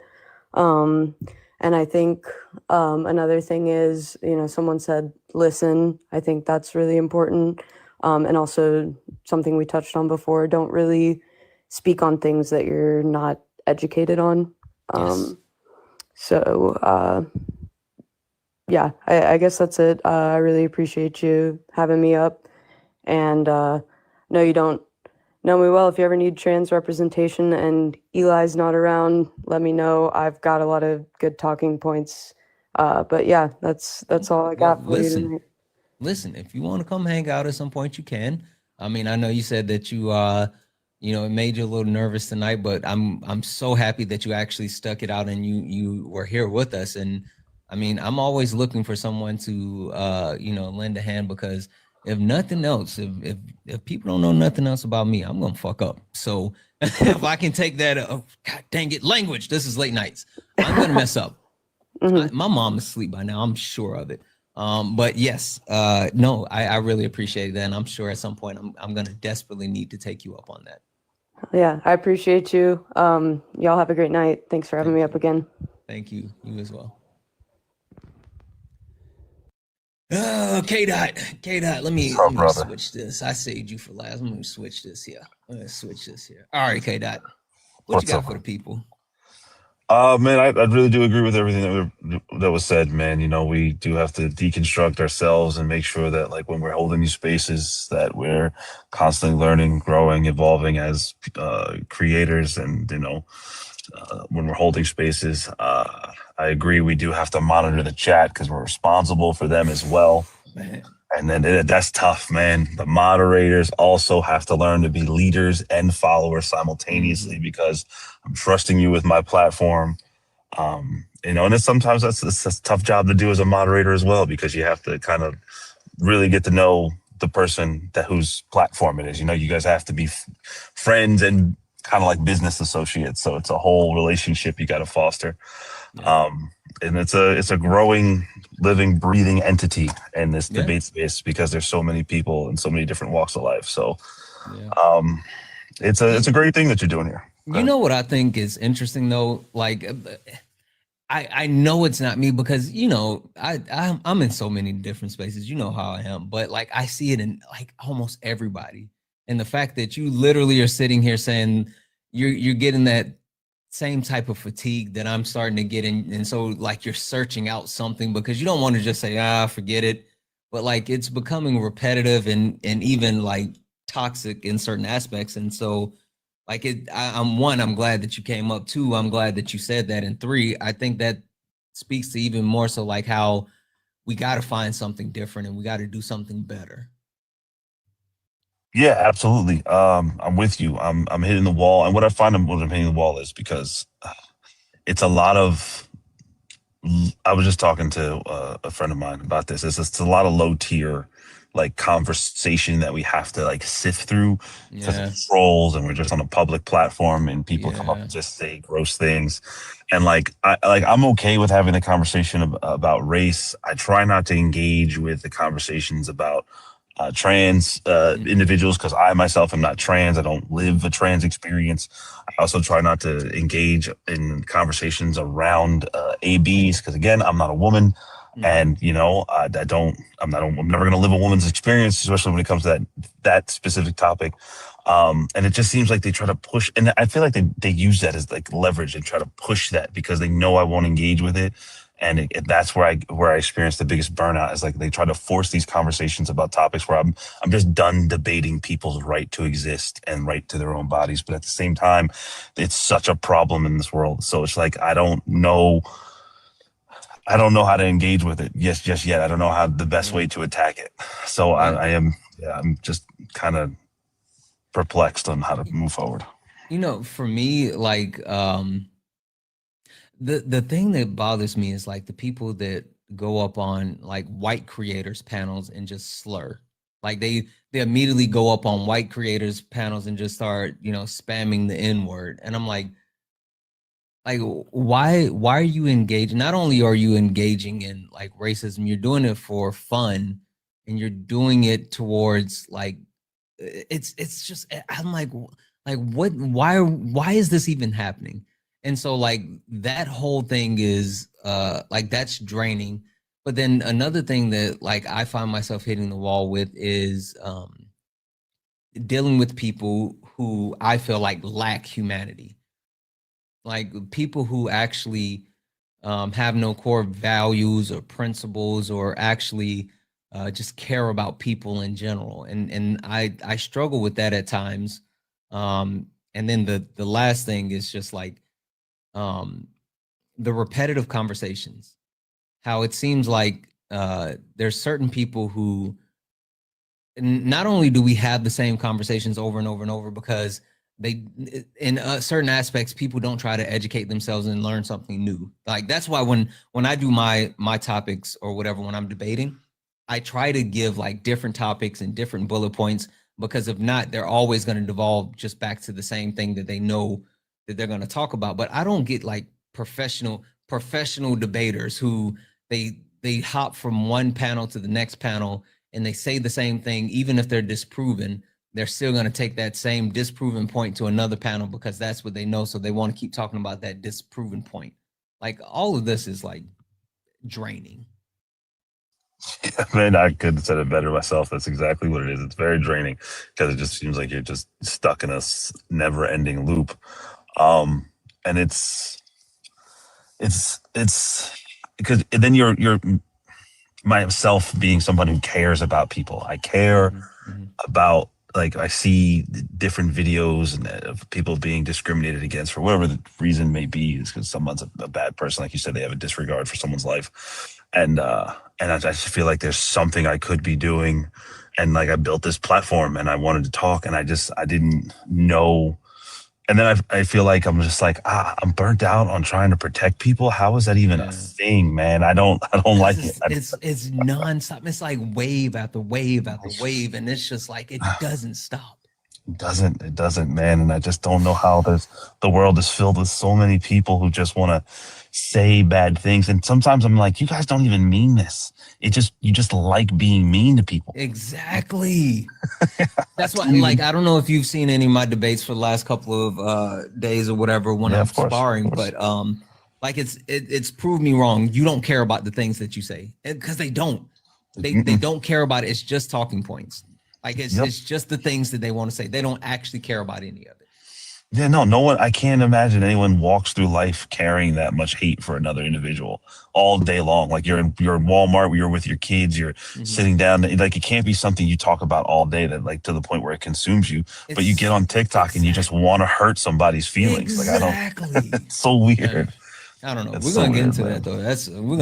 We're gonna peel back the layers of this onion on this whole debate culture thing. So yeah, man, definitely. You're doing a great thing here, man, and I don't want to keep you for much longer. So I know you're winding down, but it's t-shirt time, bro. Right. I'm about to cash out.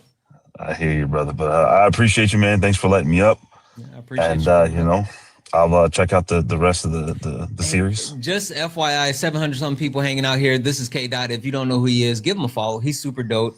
Super dope. He said that you know, he hasn't, whenever he does host his own live, he does amazing. But you can definitely catch him on other people's panels. So make sure you guys show him some love, give him a follow, and whenever he's on, I promise you, hop into whatever space he's in because he's always dropping knowledge. Appreciate that, man. Thank you, guys. Thank you, chat. Y'all guys have a great night, man, and I'll see you guys around. All right, have a good one. Later, brother.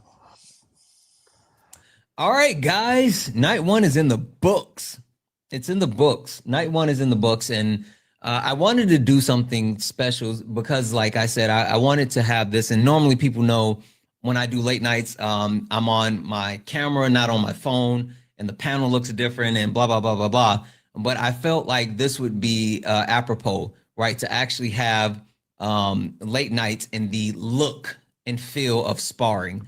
And I'm really glad that I did this. And I'm really glad as far as like the engagement, the amount of people that came up and wanted to actually chime in on this topic and actually had an opportunity to talk about the things. And I'm so excited because, again, these next 2 nights, it's going to be really good. It's going to be really good. It's going to be really, really good. Tomorrow night, Wednesday night, we will continue this actual conversation. And we are going to get to the point about how do we reshape debate culture? Because there's a couple of things that I think we need to do. And I have a hot take. And this is a hot take coming from me, and you guys will get this.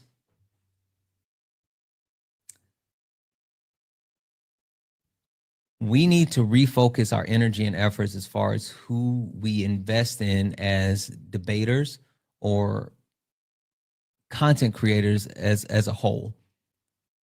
We need to understand the amount of time, energy, and effort that we are dedicating to other people's spaces and reevaluate whether those spaces deserve our time, energy, and effort.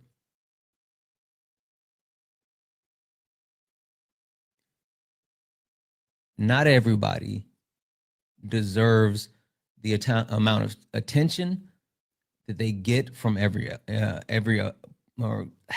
not everyone deserves the amount of attention that they get from others.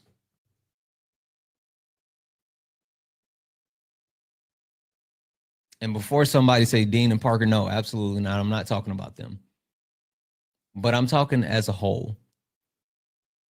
I've looked across this entire platform, left and right, and there's a lot of people that get a lot of attention that absolutely should not. My opinion, but I'm just saying we're going to have that conversation around how do we refocus, because I think that there's a lot of people that should be getting more attention. Like, I'll throw it out there. You guys know that I've been championing like Joey lately. And Joey, he does debates, but he debates like more so in his lived experience as someone that is Latino, and he debates from that platform and that lived experience. But I've been spending so much time in his actual space and really giving him big ups. But that's because and I know I sound like, oh man, but he reminds me of like what I used to be, right? His patience, his poise, his understanding, the fact that he's genuine. And I think we need to highlight more people like that. We need to highlight more people that are genuine and who are seeking to do more. And I think that's important. So there's spaces that, heck, you guys know when I've been debating, I've been bringing up the academy more. And when I say the academy, I mean like Jeff, Sean, Adorna, Solid, Swan, those people where they don't necessarily get a ton of viewership, but they should. Like Sean does Daily Bread. Like I was listening to Sean's Daily Bread the other day, and like these are some of the most intelligent people that I know. And I learned so much from like all of these people. And I think we need to start highlighting those people. Not saying that, oh, don't come and watch me or whatever. Like, yeah, come and watch me, but make sure you're giving those people time and energy and effort and love as well, because they deserve it. Like those people are like amazing at what they do. They're super intelligent. And just because they're not necessarily dealing with just the pure toxic or the toxicity of what debate culture can be. Like, I promise you, if you sit back and just watch that, again, like the Academy, their space is one of the spaces where I just go and I sit and I listen because I learn so much. But with that being said, like it's across the board. We're going to get into a lot of it, but I just think there's a lot of different people that we should highlight. And there's a lot of different people that we don't need to give our energy to. So, yeah. What's the Academy? That's the name of like their collective. There's a certain group of people, Sean, Jeff, Solid, Swan, Adorna. Yeah. Anywho, I saw someone say, when are you going to do this again? This is night 1. Night 2 will be tomorrow night at 11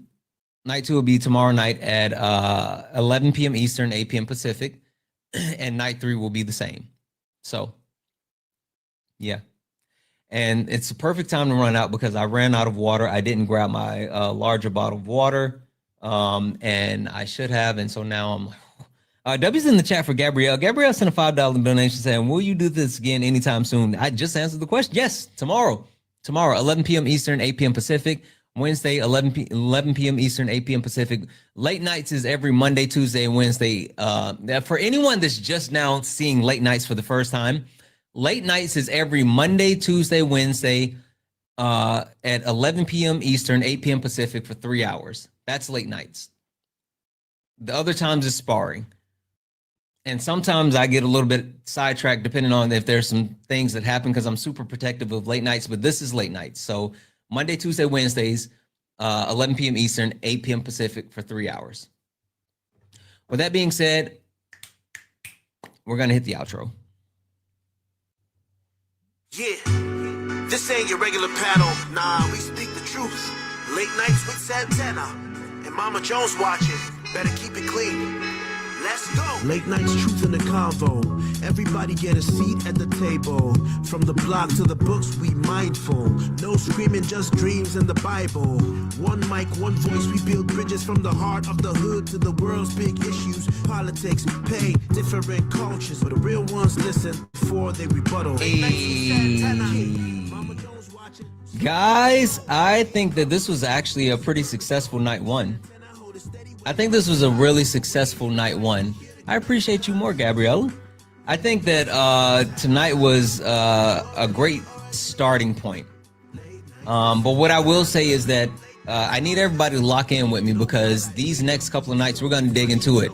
And not only are we going to dig into it, chat, I mean it. We're going to have a conversation about the role and responsibility of the chat. And then how you guys also interact in other people's spaces. Because I see some of you out there sometimes. You guys are over here hanging out with me and you're all nice and polite and respectful. And then you go over into other people's chats and you show your behinds. We're going to talk about that. I see you, chat. But it's going to be a really good conversation. And I think this is super important because, again, I want to get to the heart of like this entire debate culture. But even more so, like, why certain people think that humanity is up for debate. Because it's not. Humanity is not up for debate. I don't give a darn what anyone says. Everyone has the right to exist. So there's that. Anyway, guys, I'm going to get out of here. Thank you all for being here tonight. I will see you all tomorrow night. Guys, thank you for all the taps, the gifts, the likes, the shares, the love. Thank you for all the donations. Thank you all for just being amazing. I freaking love you all so much. I can't wait to get back to this tomorrow. You all are so amazing. I love you all. And as always,